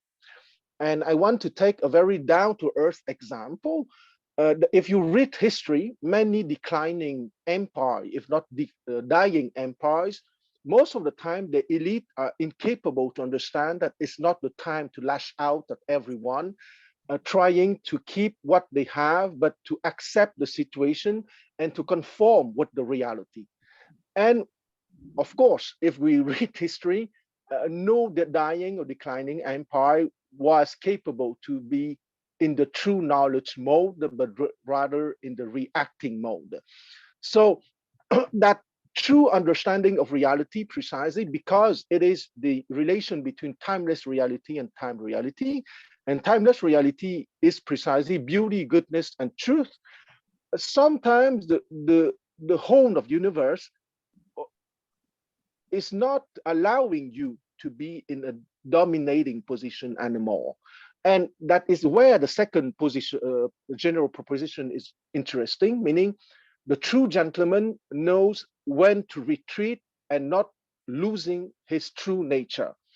Meaning the person capable to rule, to have power, is someone that will not be bound by the result because he has true knowledge. Sometimes it's appropriate to attack, sometimes it's appropriate not to attack, sometimes it's appropriate to retreat. So that Shu is really the kairos, okay? Because if I have to use a Greek word, a Western word to translate Shu, my favorite word would be kairos, because kairos, K-A-I-R-O-S, is the Greek word meaning the channel of communication that is opening between that timeless dimension of beauty, goodness, and truth, and the time dimension of precisely configuration of strategies, of actions, and of intellect, and of sense of perception, of vitality. Okay, we were speaking of vitality. Vitality is part of the time dimension, but that vitality is it used respecting the reality, the matching of the timeless reality and the time reality, or that vitality is simply used in a haphazard manner and sometimes inappropriate manner. So I want to stop here by repeating the two major principles allowing Shu to connect the timeless dimension and the time dimension. true knowledge is really difficult. To do without thinking is much easier. And a true gentleman is capable to retreat without losing his true nature. I stop here. This is wonderful. Quan, this is fantastic. Thank you. Thank you so much. Next up is going to be Joe, Evanique, and Mark. Joe.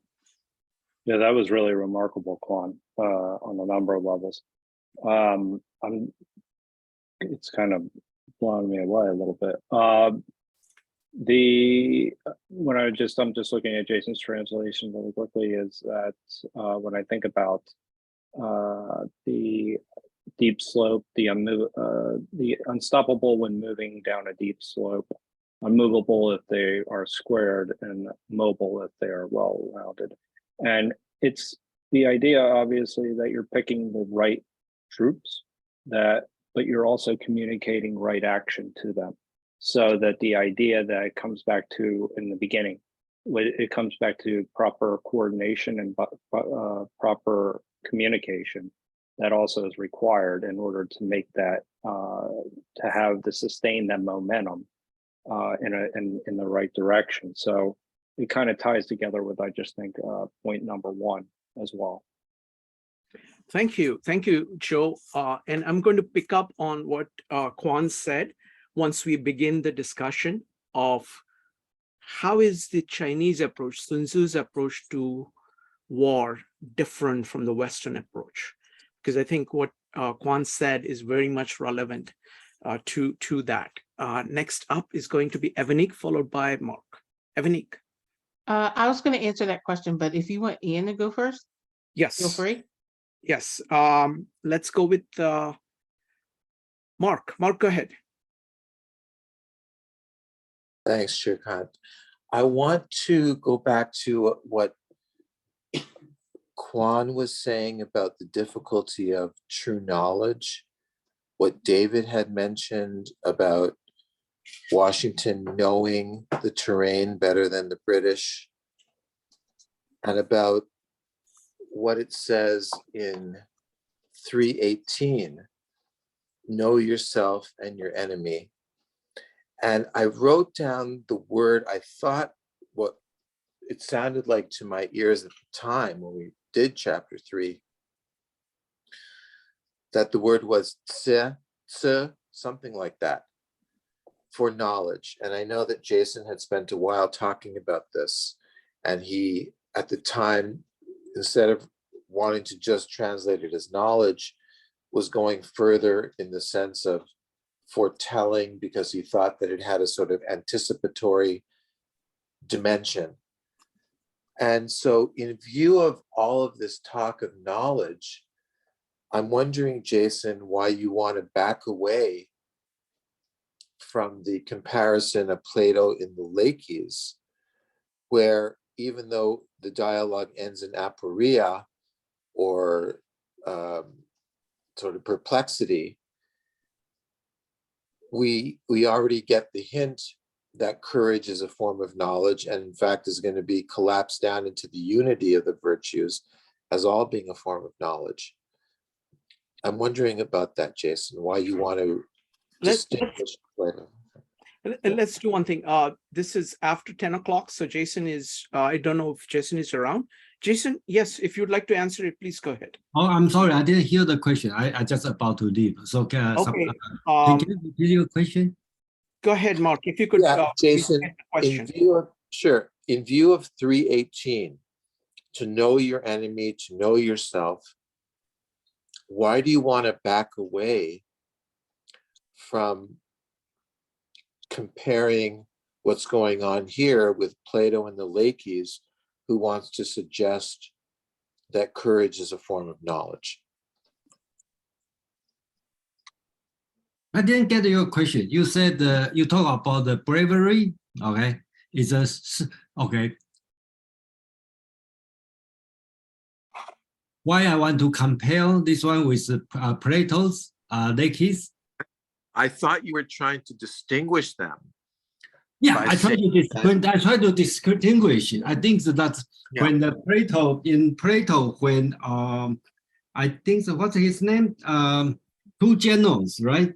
Yes, Laches and Nicias. Yeah, Nicias, right? Nicias talk about it's a knowledge is good to train, and the Laches talk about it's a form of knowledge, but it's no value.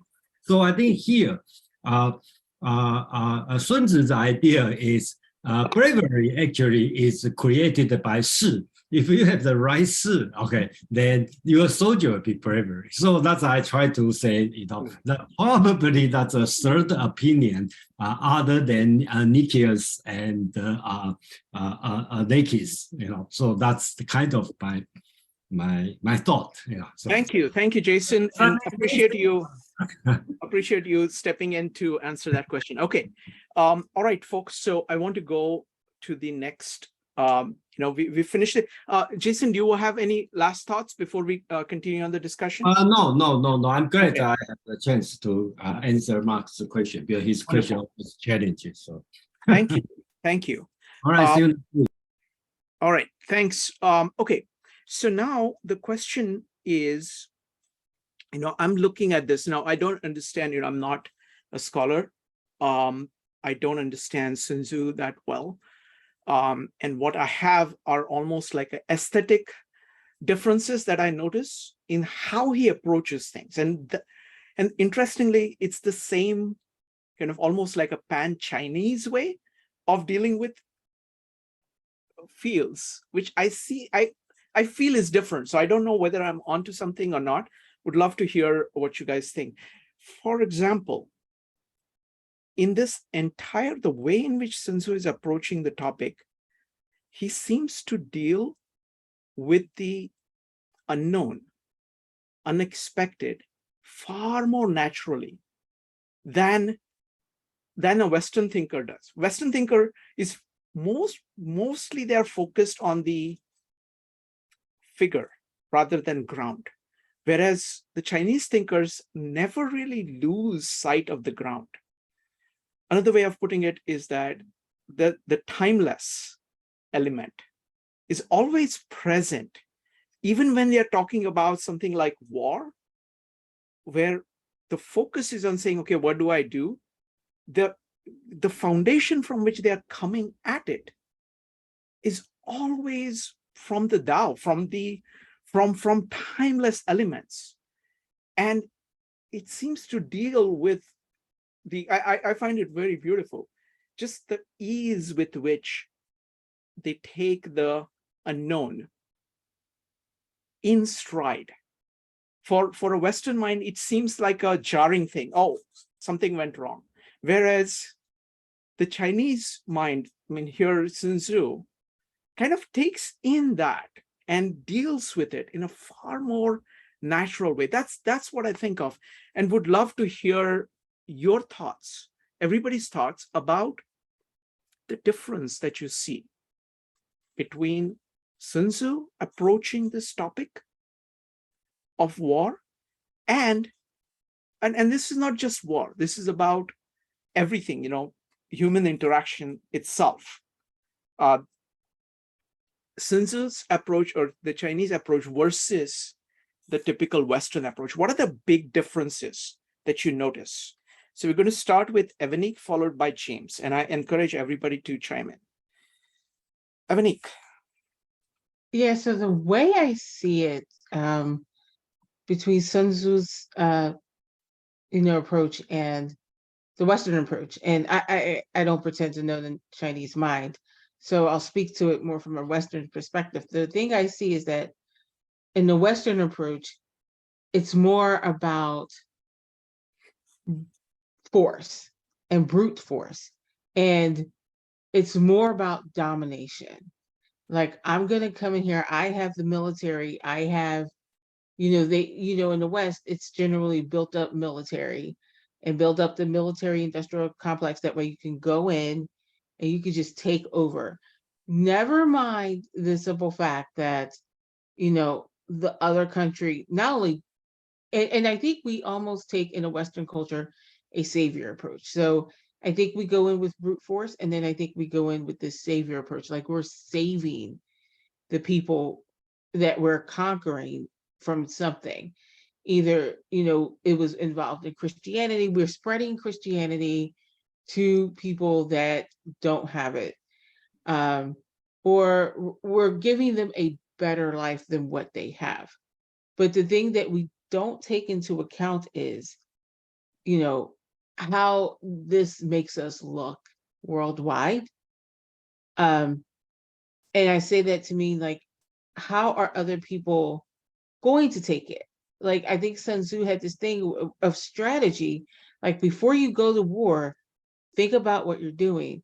If you don't have to kill everybody, don't. If you don't have to destroy infrastructure, don't do it. It's kind of like, let's see, even if you can win over your enemy or the people in your enemy territory, do that first. But I don't think the Western culture goes that way. I think we have this mindset that we're here to save the world and to spread democracy. Never mind that there may not be an infrastructure for it. Never mind that people may not even want that. Never mind that, anything else, but they're just the enemy and we're here to save them and show them a better life, a Western form of life. Never mind that it might not be better or they may not even be able to adjust. I think another thing is, I think with the comparison, I think war is what unites Western cultures, right?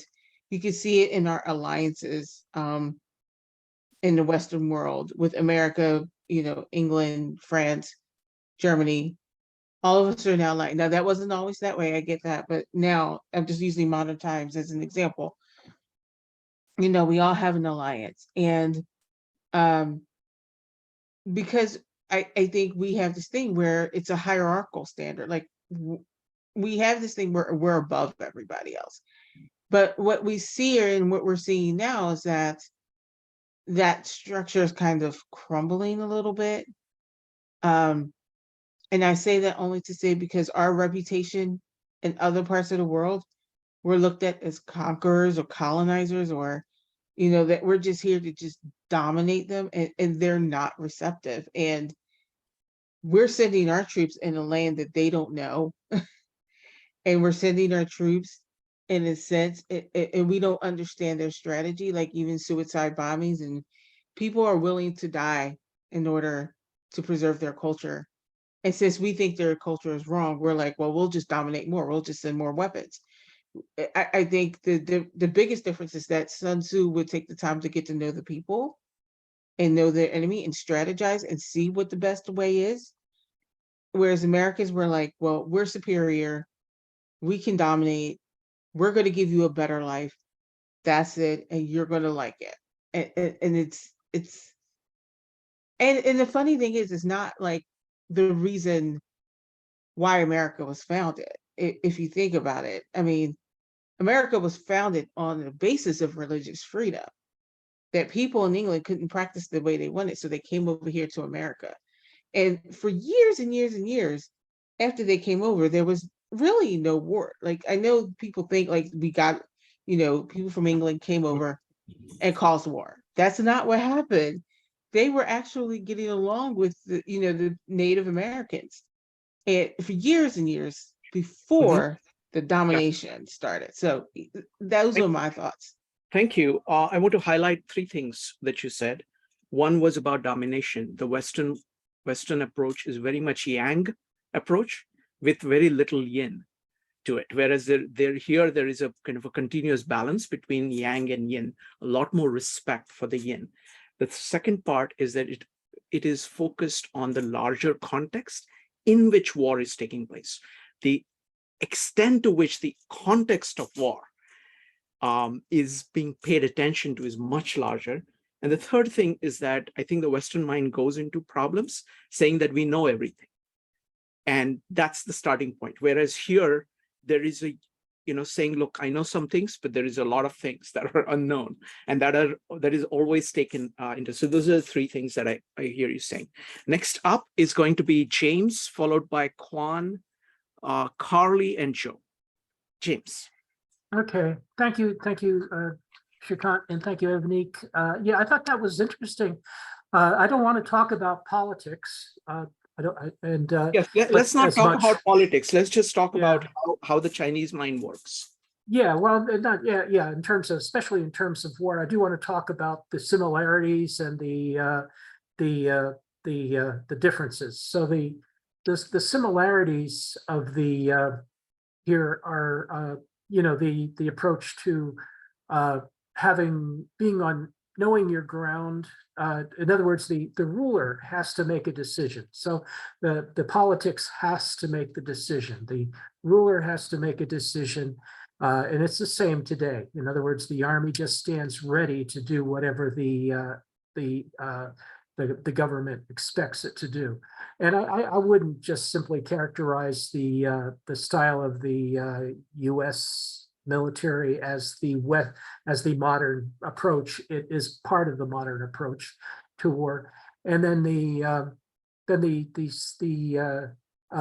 there's what I find amazing about Sun Tzu is that he understands the mathematics of war so well. He understands the way to gain advantage through understanding your forces, understanding the terrain, understanding heaven and earth. This idea of heaven and earth is just as the major factors, and as the government or the ruler as being a limiting factor, a potential limiting factor in conducting strategy.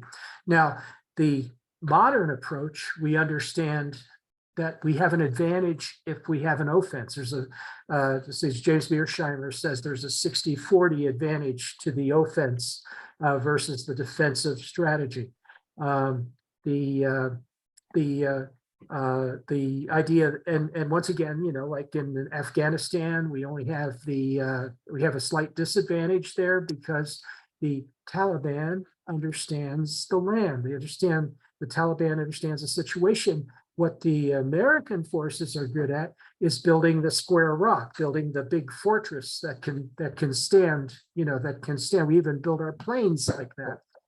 So in other words, to be able to withstand an attack. So this is we tried to build boats that would be better at withstanding attacks, but that some of those designs have failed. I was watching a program about that just the other night. So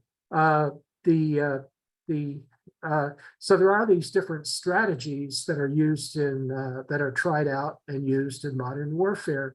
But it's basically for the same principles, the idea that you have a government that wants to, I think what's different about the employment of force in modern times is that we think that it's a continuing need. And that's where I would sort of agree with some of what Evanique was saying. There's this idea that there's a continual need for warfare, and it's just a question of where we're going to have to employ it next, never a question of how we're going to maintain a peaceful world. Thank you. Thank you, James. Next up is Quan. Quan, go ahead. Okay. Very interesting comments from my predecessors, but I would like to say that I'm both a lover of Confucius and of Plato. And I think that in Plato, you have that interaction of timelessness and of time. And I'm not talking politics here, okay? I'm talking philosophy and history.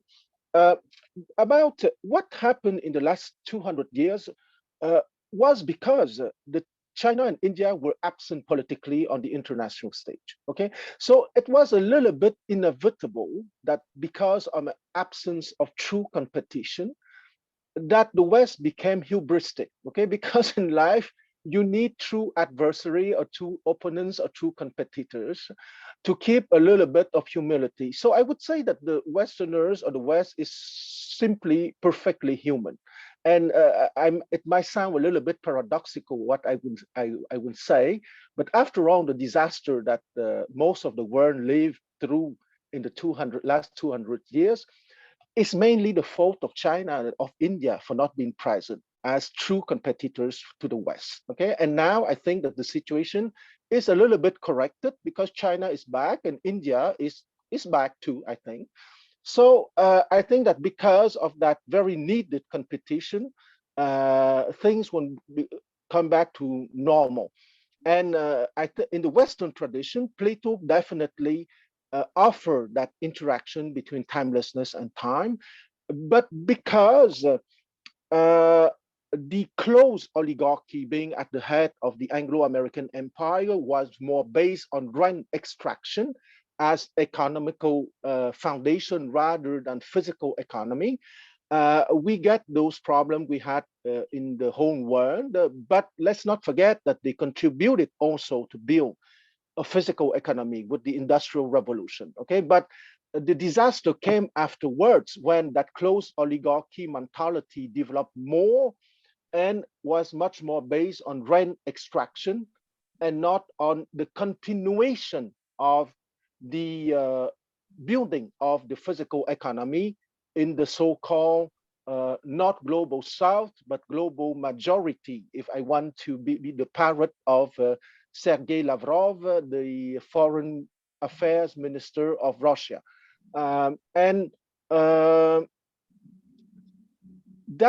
being said, is there a more missionary attitude from the West than taking into account only the time dimension and not the timeless dimension? Yes, but once again, I return to my foundational answer because of a lack of competition, and that lack of competition is now removed because so the ball is in the camp. Wonderful. Thank you. Thank you, Kwan. Of India. Oh, I'm sorry, Kwan. You broke up in the middle.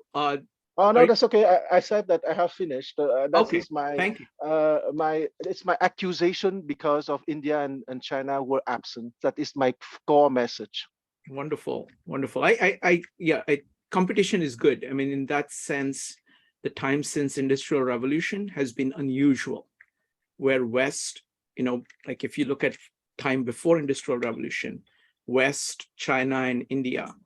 Actually, India and China is where the wealth was, and West was comparatively a junior partner. So it's like it's good to have this three legs too, and it gives more stability than just one leg pushing. So thank you. Next up, I think Carly had her hand up. Carly, would you like to go ahead? Thanks, I did. I think all my points that I had jotted down have been made by the previous three speakers. Main ones I had was that the change in our adaptability has become something I see as very much hubris, and that, nobility and good character, those who are suited with the skills for their job and vice versa, putting those in the job that are well suited with the appropriate character. Of course, knowing when to fight, when not to fight. I have seen the Western thought is might makes right. I think Evangelique was speaking to that about brute force. And again, our hubris to think we know everything or have one particular way of fighting, oftentimes not realizing that maybe it's inappropriate to go to war. Knowing your enemy, of course, being adaptable means understanding their motivations, culture, the knowledge, what they have, not only in the battlefield, but of the actual conflict itself. And basically a need for balance, that we do need to get back to more that Eastern thought of the yin and yang of I like all the different dualities and comparisons that this text has made so much. And Kwan's idea of the timeless and time really resonates with me too. So thank you all. Thank you, Carly. Next up is Joe. Joe, go ahead. So I think it's a little bit of a mixed bag, to be quite honest, in the sense that I do think that Sun Tzu's principles are incorporated in certain tactics. Specifically, I think like the OODA loop, they actually do incorporate some of those principles in that when they talk about observe, orient, to decide and act. Some of those same principles actually exist in Sun Tzu. However, if you're talking on more of a broad scale, which I think that there is a distinction to be made, I think of something like the first Iraq War, where America demonstrated its might and Chinese investment in its military went up. And Chinese exerts China or exerts its power much more subtly and much more patiently, I find, than say the way the US does. We approach things almost from a blitzkrieg kind of perspective, where we go in with force and we use the machines that we build. So I think that there's a distinction in the way we tactically approach from a more strategic level to be made. And I think that Sun Tzu, in that perspective, probably, you could see a lot of Sun Tzu's principles playing out in modern day China in certain ways. Yeah, those are the distinctions that I would actually make. I think that there are fundamental differences, but I do think we use them tactically, some of Sun Tzu's principles, especially when it comes to using smaller groups and smaller tactical forces. Thank you. Next up is going to be Paul, followed by David. Paul. Yeah, it's funny you brought up the OODA loop, Joe, because I was going to bring it up as an example of the opposite of what you brought it up for, which is to say that I don't have a lot of knowledge of the equivalent of the book, The Art of War, written by a general. I got to look for what I do know, because I think we want to avoid romanticizing the book that we're studying, meaning we made a point of saying there's no morality here that is being talked about. There's, if you must fight, win. And the emperor decides it's time to fight. And we're not asking why he decided in this book. We are not saying a word about that. So we don't want to put this trapping of that emperor has the Tao flowing through him and all that. He just said, win the war. Now, and the principles are, well, if you're going to win, you got to think about universal principles. That's what I hear them saying, as you said, Shrikant. So it's recognizing that less than the West did, who's also not moral. They tell the army, you got to win a war. It's not your business to say why. But the army didn't apply as many universal concepts that are part of the nature of the universe as it seems like they would apply in a Chinese system of education about how to win wars. So that's what I can say about that. Thank you. Thank you, Paul. I'm realizing that my understanding of this topic is really, really bad, really, really poor. So I'm not going to comment much. I'm going to go with David, followed by Kevin. David. Yeah, I want to make one response to something that Evanique was saying about how this country did not start off in a sort of basically oppositional, destructive mode.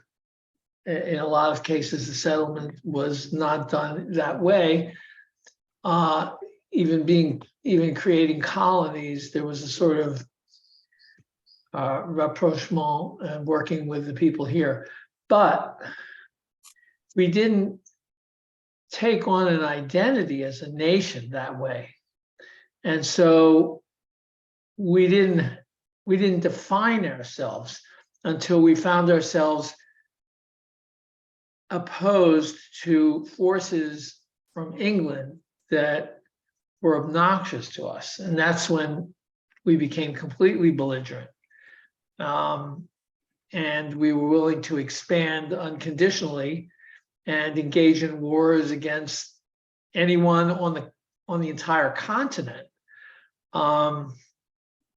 So I'm not saying that the Chinese have a different way of being. I don't believe there's actually, as Paul was saying, anything in this book that is indicating, what's behind the war. It's about the war. It's about conducting action.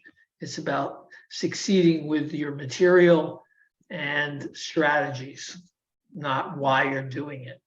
And summoning energy and coordinating people and material and nature working with you.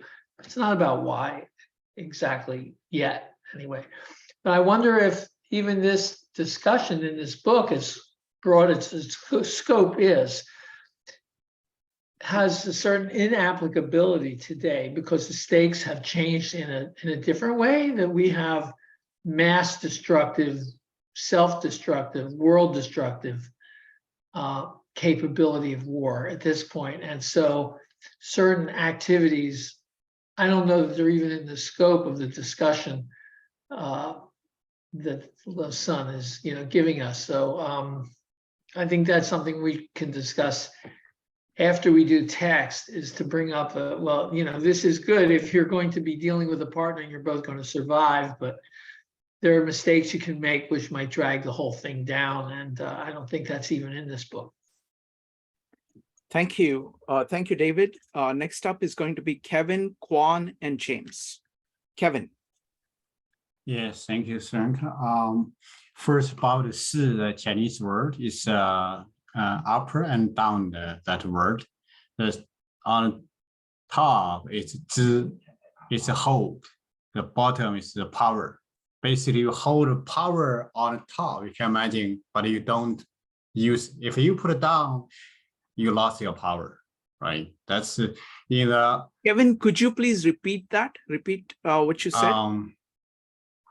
Imagine we hold one stick, you hold on the top, but you don't, put it down. You're scared. Just, you can't see the potential energy. That's English word in the physics. We use, I would understand that's match to the physics. The meaning, we can start that angle. You can understand this whole chapter and about that word. Basically, you hold the power, potential power. That's I would say, I imagine United States, that's from military. That's, you see, use that a lot. Even actually they use power, but that's the power over there. You just need as opponent, you need to consider that. That's the first. The second one, I use about Frank, I use yin and yang. You obviously you on a point. The direction is just right. First, I believe about military and governance. It's in the Mun Tzu. It's we know Confucius says, another is Mun Tzu. 天时地利人和. It's also it's right time, right place, right people.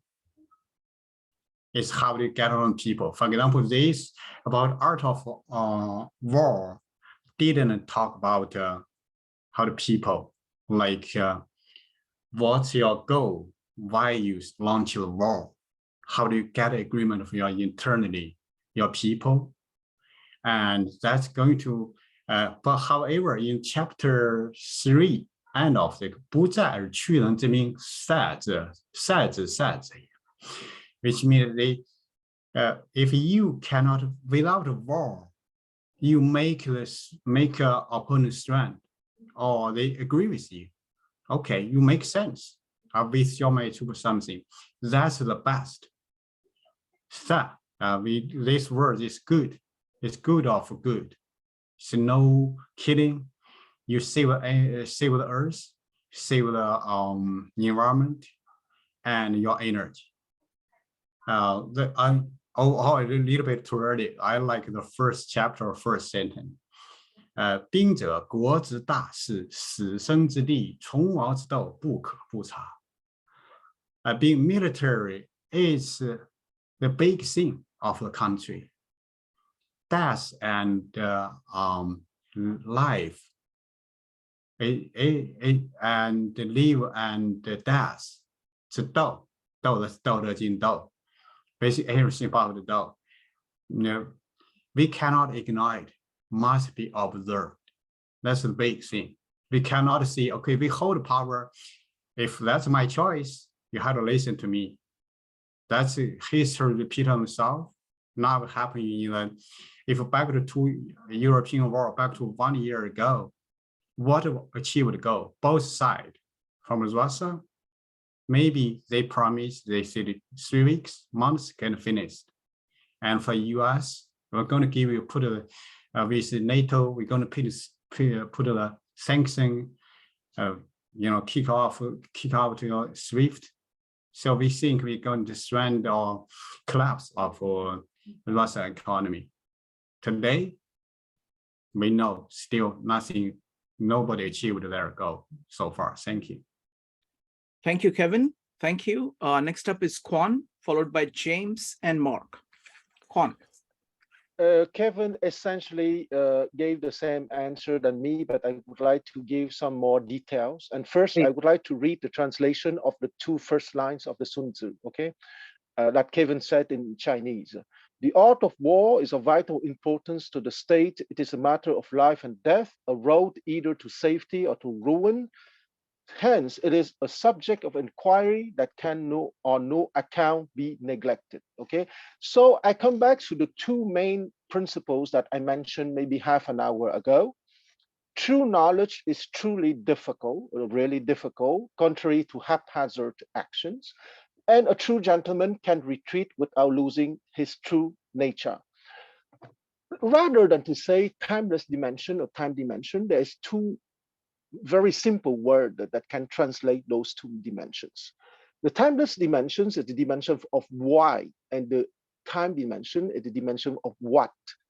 So this book is truly a combination or a good integration of the timeless dimension and of the time dimension. Okay, the gentlemen in the group having said that at war, the main goal is to win. I agree absolutely. Okay, but that is the lower trigram. Okay, it's how to combine resources, man, strategy, tactics, movement, etc., to win. That is the lower trigram. But those movements at the lower trigram or the dimension of what is governed by the dimension of why, meaning the higher trigram or the upper trigram, which the 2 lines I just read at the beginning is the perfect summation. And that is where is the difference. And once I said 15 minutes ago that I am also a lover of Plato, and it is wrong to say that in the West that dimension doesn't exist, but it is not taken into account anymore because of hubris precisely. Hubris prevents you to see the higher dimension of justice, of goodness, and of truth. And when it's only the what dimension or the lower trigram that is in operation, we get the disaster that we got since the last, let's say 30, 40 years. And once again, I'm very down to earth and I don't want to do politics, but sometimes even in philosophy, you need to mention practical examples. Why we have so much disaster in the last 30 years? Because the Soviet Union collapsed, okay? So I said that it was the fault of China, India in the last 2 centuries. Well, it was the fault of the Soviet Union in the last 35 years because it collapsed and there were no competition anymore. And what is happening now in the last 5 years, I would say the last 5 to 10 years, is that competition is coming back. And once again, and I would finish in 10 seconds, the fact that in the lower trigram, the lower animal kingdom, there is competition coming back will help certain persons to reflect on the upper trigram of justice, beauty, goodness, and truth. And I finish here. Wonderful. Thank you. Thank you. And I agree that if you look back at Western history, you see it clearly. You know, for example, we are studying Gospel of John. The idea of Jesus as being 100% divine and 100% human, it is analogous to this. This is like both the divine element, both the timeless element and the timed element in one.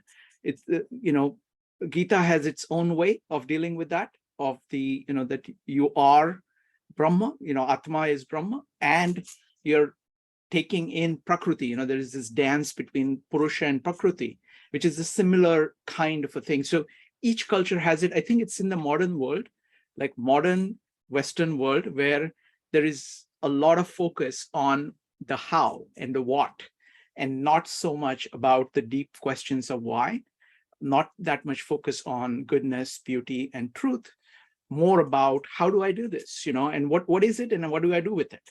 So it's kind of more instrumental, more focused on efficient causes instead of final causes or formal causes. So material and efficient causes being prioritized over final and formal causes. So there was a time where West had all of that in a very integrated form. Like Aristotle has this for sure.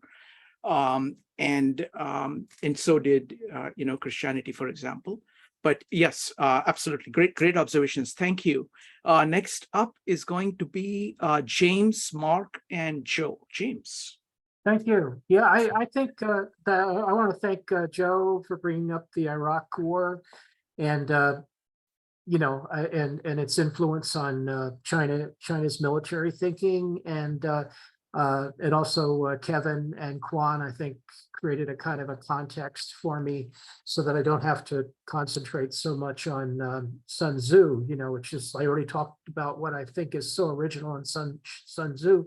And of course, we still study Sun Tzu. We're just a little late here, but the militaries study that, and the modern militaries, it's a component of modern thinking of about war, and it's not the main component. It's just it remains an important source and influence, and it has its strengths. The idea of the combinations, the use of metaphor, of course, and the idea of musical combinations and color combinations and so forth being good analogies for how a military strategist has to think, and the employment of complex mathematics and settling the problems of the infinite multiplicity of formations necessary in dealing with large problems of war.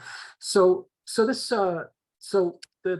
what's different, I think, today, is we do have this attitude, and there are many different countries that have to plan for war. So there's many different strategies. It's not just the United States. So we have but the idea is that, but we do have the theory, which seems to dominate, of neoliberalism in the West, and the idea that there has to be a theory of the conflict of ideologies, that the wars have to be fought for ideological purposes, which is kind of, some people think that's just a leftover from the Cold War, but it is true. It was enunciated very clearly in the Cold War, but it preceded early in the 19th century. There was this idea that Europe and Russia were kind of at loggerheads. So those similar theories were being advanced then, and then so we have this kind of theory of conflicting ideologies, perfection of the world through supersession of one ideology, and the dangers of well, if this is true, then Marxism is like that. Marxism has a theory about how everyone's going to be happy because everyone's going to because the class differences are going to be eliminated. And then the West has this theory of neoliberalism, in which the West succeeds because of having globalism and everything, all the problems of operating the world economically being solved. And therefore the politics would be solved, and and no one would be able to not get on board. And then you have the fear. The fear factor is like you've had the post-Second War situation where the United States was emerging as a hegemon, but you also had the Soviet Union as a counter to that. And then, of course, and this is where Kwan, did wonderfully, to mention that that's gone, and it's kind of like, what's that problem? It's a shame that that's happened, but now you have China emerging as the new balance. So as long as everything is seen as a kind of like a balance, a necessary balance, and how war as being a bad alternative to if it's understood that war is a bad alternative to politics, then maybe you have a you can sort of see things as having a more bright future, but this idea that the war is like a necessary force, that, you know, in other words, there's this ideology that has to sort of be satisfied. Everyone has to agree on one particular future for humanity first. You know, that sort of invites the war thinking. Yeah. Thank you. Next up is going to be Mark, followed by Joe. Mark.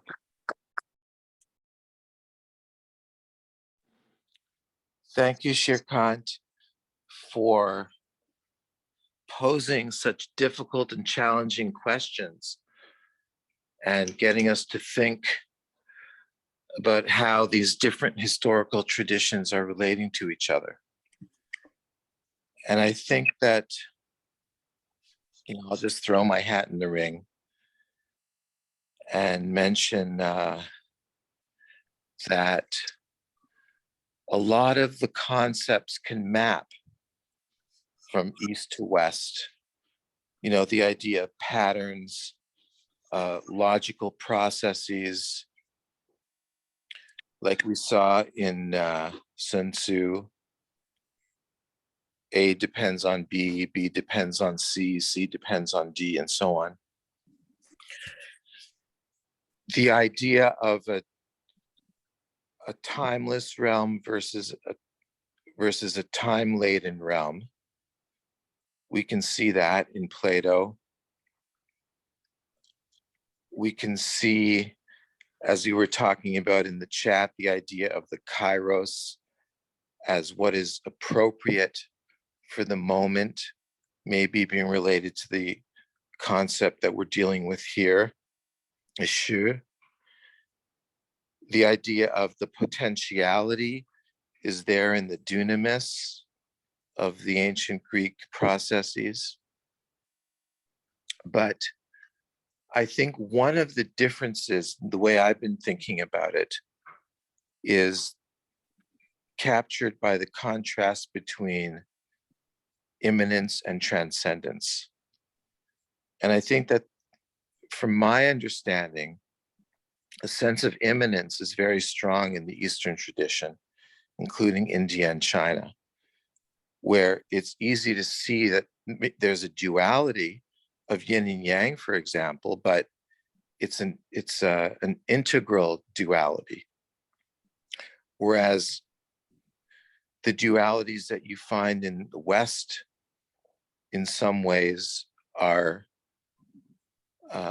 dualities that are very difficult to bridge between the universal and the particular, or between God and the individual. And as a result of that, there's a sense of alienation, perhaps. You know, as soon as Adam and Eve were created in the Bible, they immediately were alienated from God and in some ways from each other and from nature. And so, as you mentioned earlier, Shrikant, that the yin is more difficult to achieve, maybe because you don't have this sense of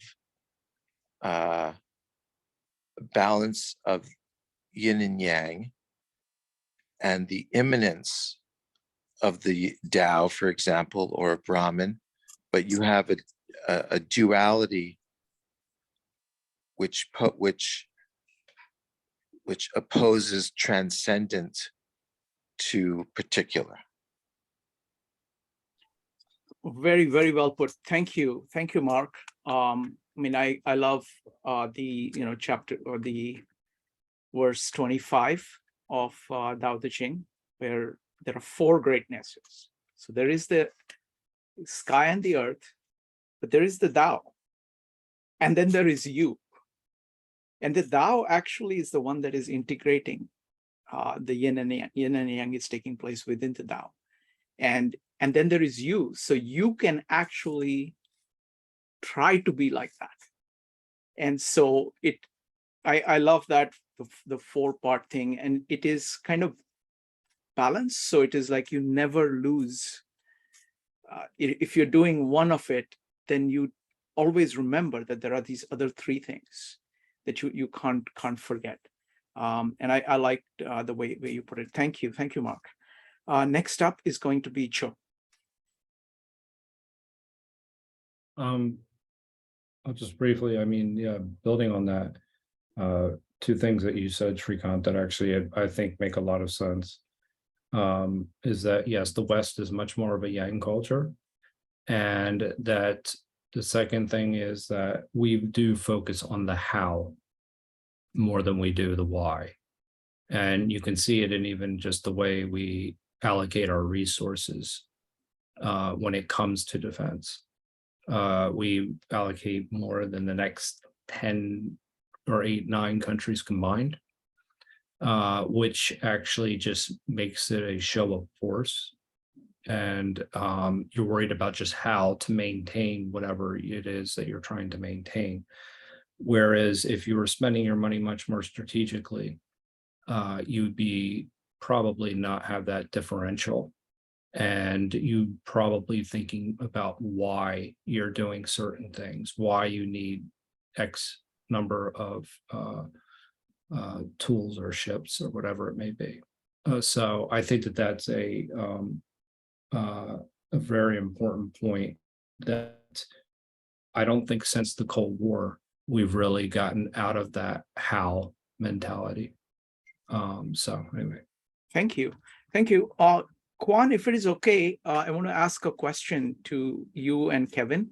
This is about the fivefold thing. I was really intrigued by the fivefold approach to things. You know, music, I'm very much into music, so I know the music that can be done with the five notes, and what its potential is, and the kind of feel it creates when you create with those you know, the pentatonic scale that Chinese music uses. But the fundamental way of kind of using the 5 elements, can you talk a little bit about the place of that in Chinese culture? So first for Kwan, and then if Kevin wants to add, go ahead, Kwan. Okay. Maybe here, if with your permission, I would go back to basic Chinese philosophy. Please. Okay, because you have what they call the 5 elements, using the words of metal, wood, water, and so on. You have to understand the word sing. Okay, sing is a word that can be translated by using the Greek word dynamos. Okay, dynamos meaning dynamic. Okay, the engine, the changing configuration precisely. Okay, because the major concept tonight that we are speaking was shu, okay, changing configuration. And I repeat again the 2 big principles. True knowledge is difficult. The gentleman doesn't lose his nature when he is retreating. And that is precisely at the center of that dynamic reconfiguration, as symbolized by the 64 hexagram, each one being a shu, okay? So if you are speaking of water, and here I'm speaking of the mind, okay? Because most of the time there is a very basic misunderstanding that the 5 elements are a primitive theory of atomism or of stuff like that. It's not that at all, because most of the time when you're dealing with Eastern philosophy or Chinese philosophy, it's always about the mind, okay? And one of the foundational reality of Chinese understanding is that it's pure awareness that is the foundational reality. And from that pure awareness, you go down the hierarchy of beings, okay? Because at a Buddha, for example, is pure presence of awareness, okay? The Chinese word for Buddha is Shengran, meaning a totally realized person, okay? A totally realized person is someone abiding in its true nature. So all Asian children understand those stuff intellectually, okay? But of course, not all Asian children are truly achieved Buddha, because it's a very long way to go, of course. But even if we have a Western education, meaning that we learn that you have subatomic particles and you have atoms and you have molecules and you have stuff. Those who have been brainwashed first in the Chinese matrix like me, we take it at a game. We don't truly believe it. Okay, we answer the right answer at the exam, but we don't believe it. Okay, we believe that what is foundational is pure awareness, and from that pure awareness, because you go through different densification, or you go from the purest to the grossest, if you want. Okay, and when you have metal, wood, fire, water, and wind, you have to imagine that those are the phases of a mind, okay, of a dynamic mind. If you have fire for your mind, it means that your mind is imaginative, energetic, creative. If you have water symbolizing your mind, it means it's fluid, it's more yin, it's capable to receive, to understand, to be in the low position without losing your true nature, okay? Because if you are truly abiding in your true nature of pure awareness, you can be socially lowly, but you will not be affected in your heart and your mind, because you know that you are pure awareness ultimately, and you can be a beggar or you can be a king. It doesn't change anything, because it's not your true identity. Your true identity be pure awareness. But first, I have to say that it's easier to say than to be achieved in reality, of course. But that is the background of the Eastern Asian mentality or brainwashing. And that is why I think that it's easier for us to adopt a yin position than for the Westerner, okay? Because there's nothing truly humiliating for us to be in the yin position, because if we remember our true nature, okay? So that is for the 5 elements of Sing, that I would prefer to translate by the 5 dynamics, okay? The 5 phases. Phases, I think, is already used in normal translation in the West, and it's much better than elements, because with elements, because of we all learn Western science, which is a good thing, because with the word elements, when you think to the Mendeleev chart of elements, okay? But it's not that at all, okay? It's rather dynamics or phases of the mind transformation. And those 5 basic phases of the mind can be understood at a deeper level or more complex level with the 64 Shu, okay, with the 64 hexagram of the I Ching, which correspond to the mind once again. Because let's not forget that, to go back to our main discussion tonight, in war, what is important is not the chariots, the tanks, or the atomic bombs, or so on. It's the mind of the general of the opponent side. Okay, if you read his mind, you will win absolutely every time, because he will decide some stuff. And even if he has superior arms, or weapons, or superior economy, it matters, of course, but it doesn't matter so much if you can read his mind. Let me complete. You said that fire is imagination, water is fluency. Can you talk about the other 3? Yes. The other 3 phases. Yes, the earth is solidity, stability, cohesiveness. Okay. Metal is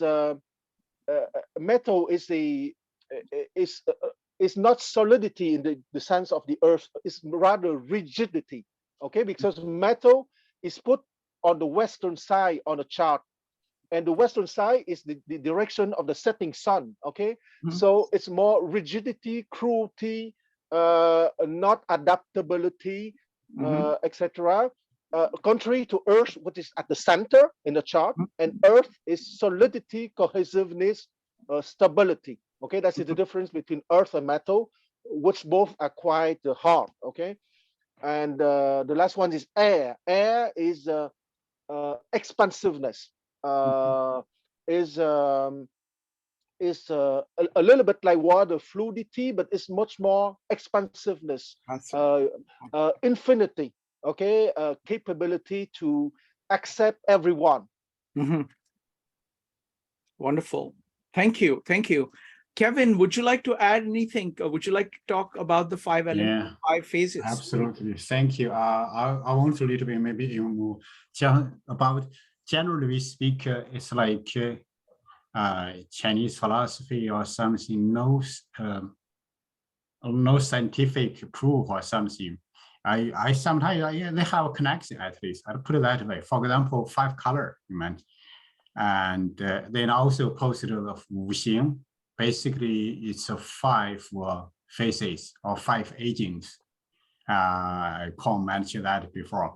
Then our color cell in computer RGB color, right? We got 3 primary. We can generate rest. That's imagine a dog seed 1 generate 2, 2 generate 3 for all themes. So how imagine? Then another point is everything is connected. This is like normally we modern days before subject basis look so deeper and deeper specialization, not look across. If you know 2 years ago we got a barrel, candy barrel, he used a metaphor. He said it's a polymath is like cross cut. It's a very here thing. If I go use my simple words, there's 5 wood generate fire. We use wood burn fire. A fire generate earth. Earth is like ground soil. After you burn, right? You burn wood. It's like that's as is soil look like. Then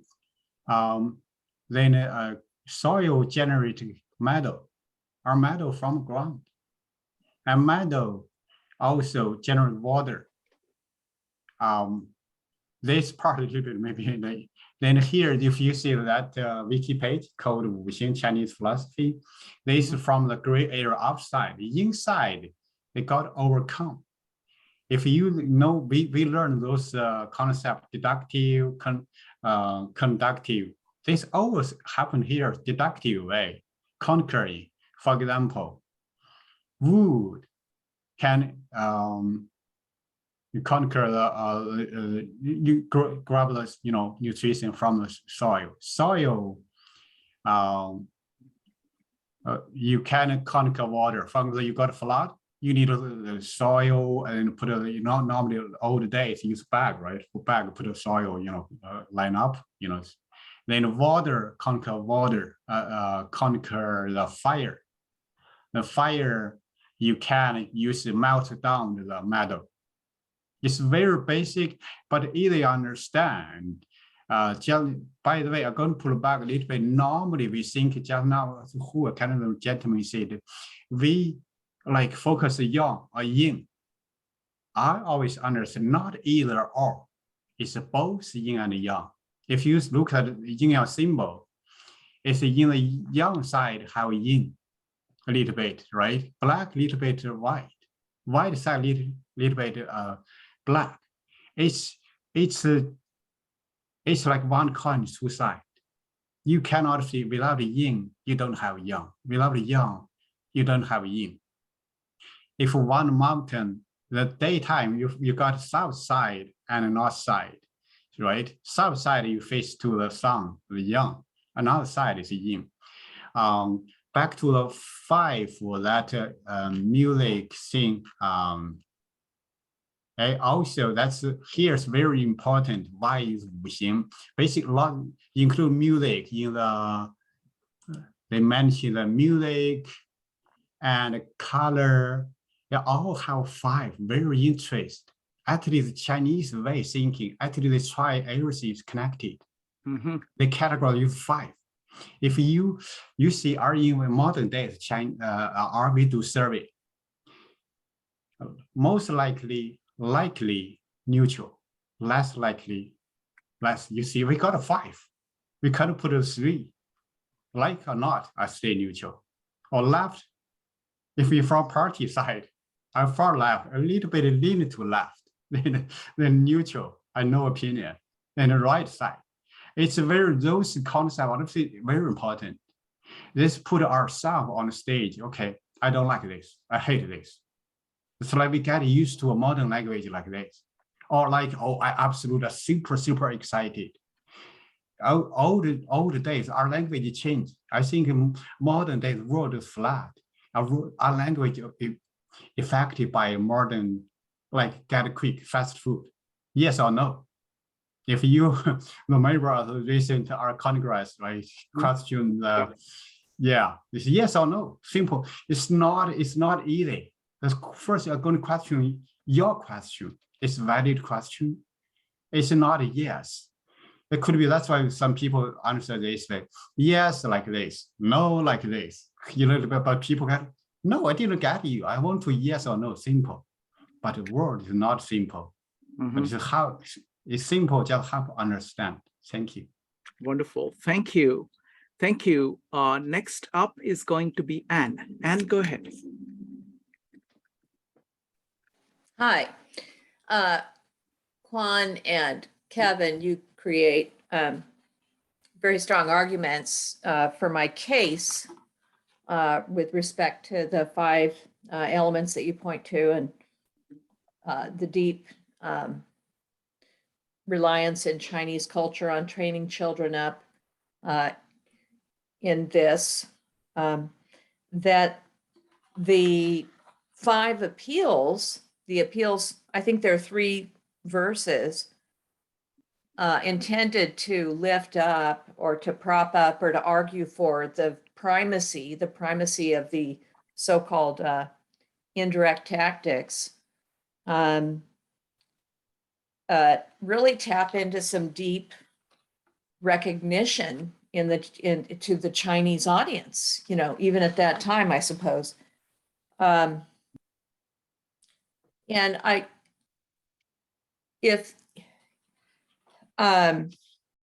well, I'll leave it at that. In any case, I think that it places heavy emphasis, argumentative emphasis in establishing that point that the indirect is far and away preferred to the direct. Sure. Thank you. Thank you. I want to say one thing and then I will go to Quan. So I was wondering the correspondence between the 5 notes and these 5 phases. So for example, the Chinese scale, the 5, the corresponding, I'm familiar with the Indian classical music. So the rag there is called bhoop.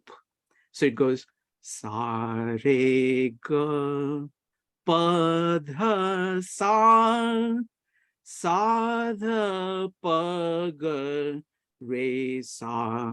And the way in which it characteristically moves is sa re ga ga pa re sa dha sa.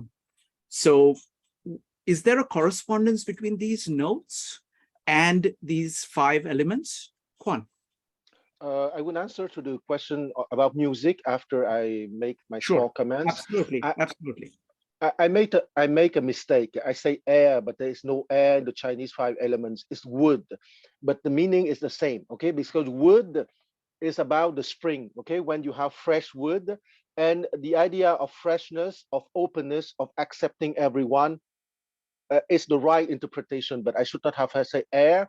Sometimes my love for Plato make me mix things. It's not, the air is Greek and the Chinese corresponding element is wood. And even if wood is a hard stuff, it's not really the hard stuff that is focused on. It's rather fresh wood, the spring. Any comments on the music? Okay, the music. Okay, the five basic note of Chinese classical music are called Gong Shang Jiao Wu She. Okay, and Gong Shang Jiao Wu She correspond more or less to Do, Re, Mi, Son, La. And if you know the famous Gu Qing, you know the Chinese zither with 7 notes. The first 5 notes from the thickest to the thinnest correspond to those Do, Re, Mi, Son, La, Gong Shang Jiao Wu She.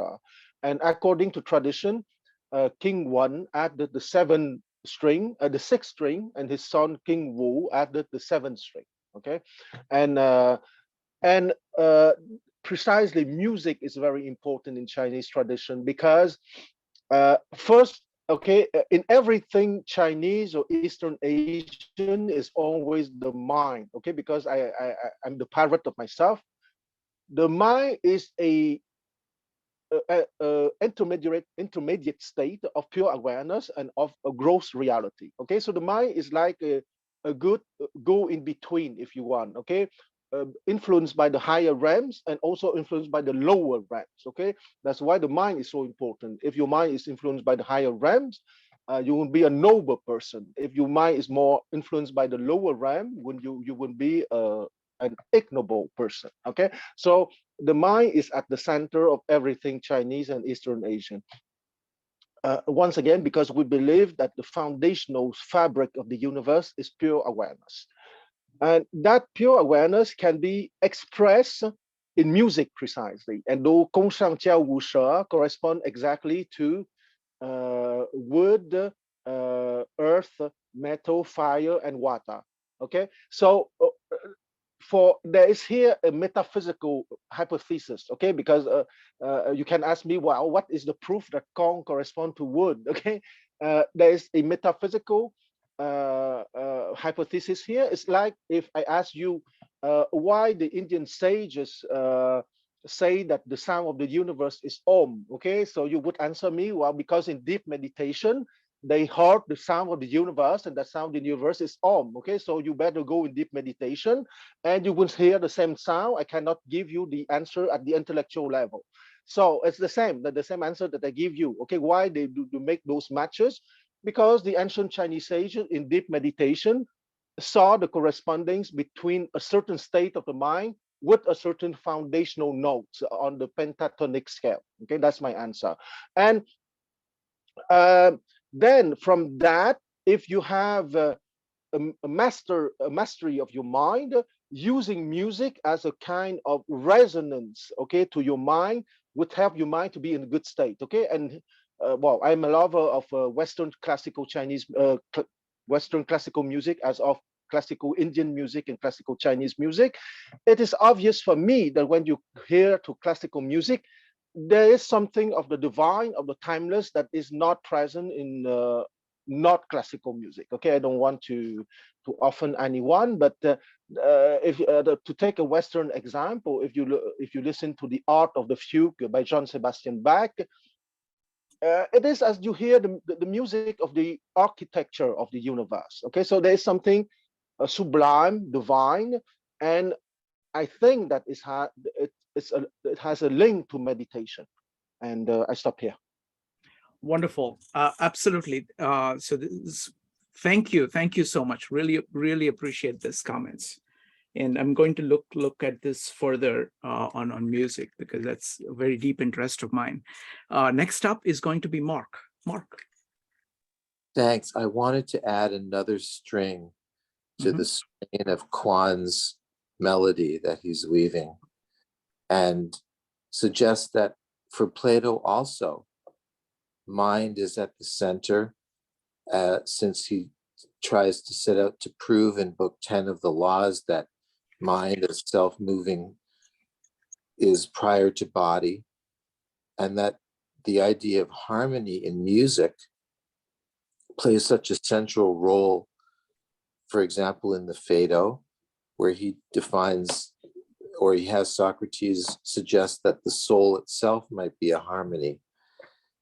And the idea of harmony and music runs all the way through there. And the other thing was that there's a distinction between circularity and what is linear. And we saw in what we read tonight in chapter 5, there was circularity that was referred to a number of times. But sometimes circularity, especially if you talk about it in logic, is definitely a bad thing. And I don't want to characterize whole continents of people or cultural traditions as being against circularity or too wedded to linearity. But we sometimes tend to think of aging as linear, starting from birth and going in a certain unidirectional way towards death. But I think if you if you use the Taiji as a metaphor for birth, aging, and then death, you come around in a circular way back to the same point. And I'm not sure if this is important or not. Thank you, Mark. I just wanted to say one thing here. These 5 elements, and seeing them as phases, which actually cannot really function by themselves. Each of them actually do not exist by themselves. They exist as a scale. So you can see it very clearly in music, right? Unless you have the scale, you have nothing. If you cannot really sing, if you don't have those 5 notes, and with those 5 notes, you can make scalable music. You can do a lot of music, incredible variety. But if you're missing 1 or 2 of those notes, you can't sing. It's going to be stilted. You can hit a key, but it's not going to be music. Thank you. Next up is going to be Anne, followed by Mark. Anne.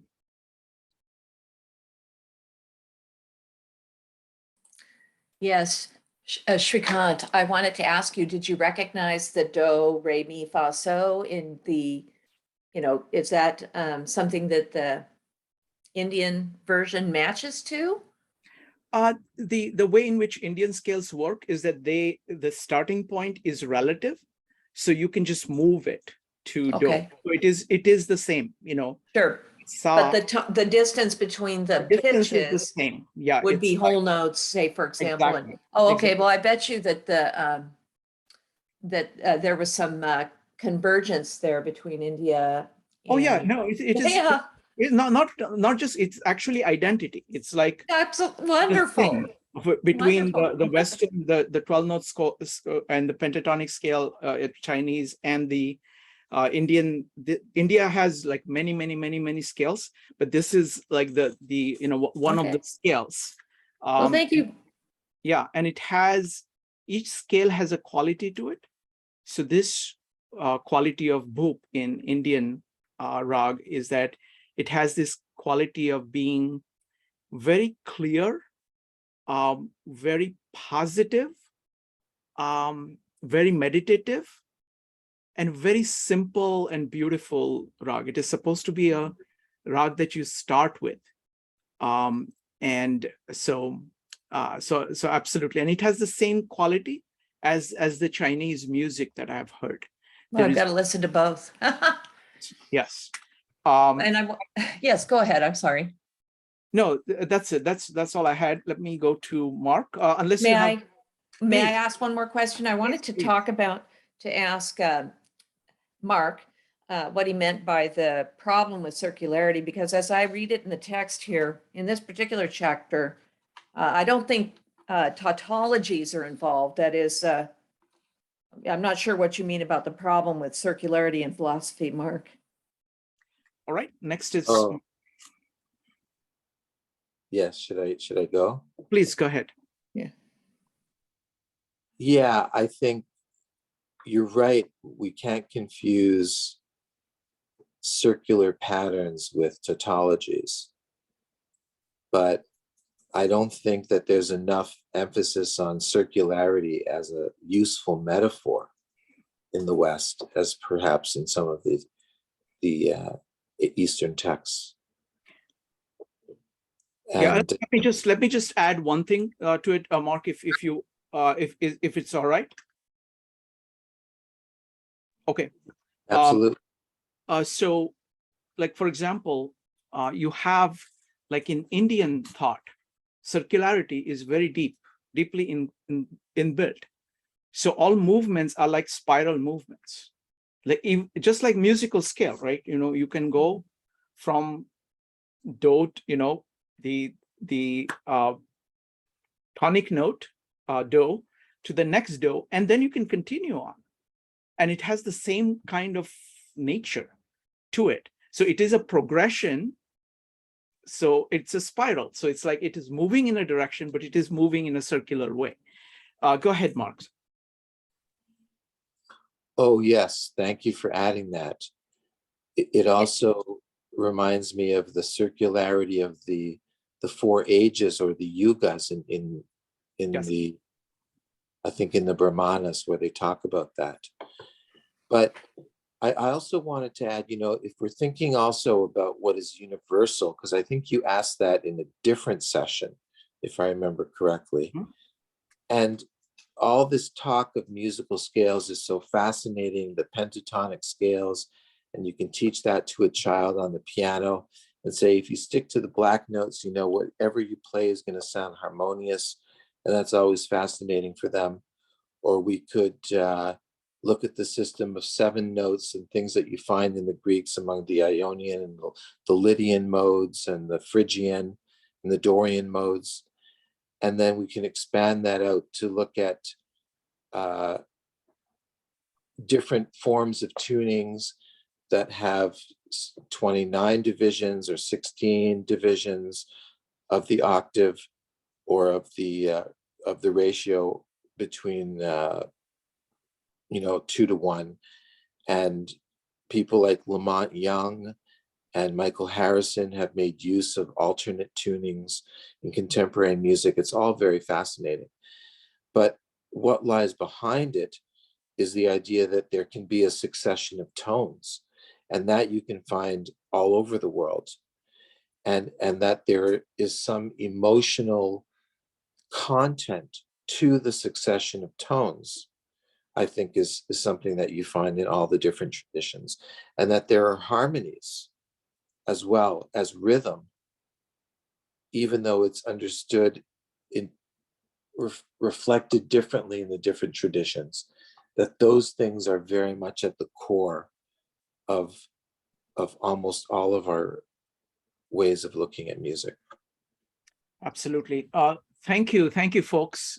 This has been an amazing evening. I really appreciate Kwan. Just really appreciate Kwan and Kevin, both of you. Really appreciate you taking the time to answer these questions. We are just beginning to learn this great culture, and what happens is that actually these cultures are so different from each other, have a different history. We are all human beings, so we are dealing with the same things, but the traditions, the way in which we deal with it is different. And if you even pick up a little bit from another tradition, which is very different from yours, which is doing the same thing, it has so much to offer you. So I'm really pleased with what what Jason and Amon have been doing, and the contributions of Kwan and Kevin in helping us appreciate, at least begin to appreciate the Chinese thought and the Chinese corpus. So I think we are living at a time, it's a special time, where there is this tremendous interaction going on between the West, India, and China. And one of the core things that we are trying to do is to see the connections, see the uniqueness, see the commonalities, and learn from it. So thank you very much, everybody. Really appreciate it. We'll see you soon. Bye. Great session. Thank you all so much. Bye.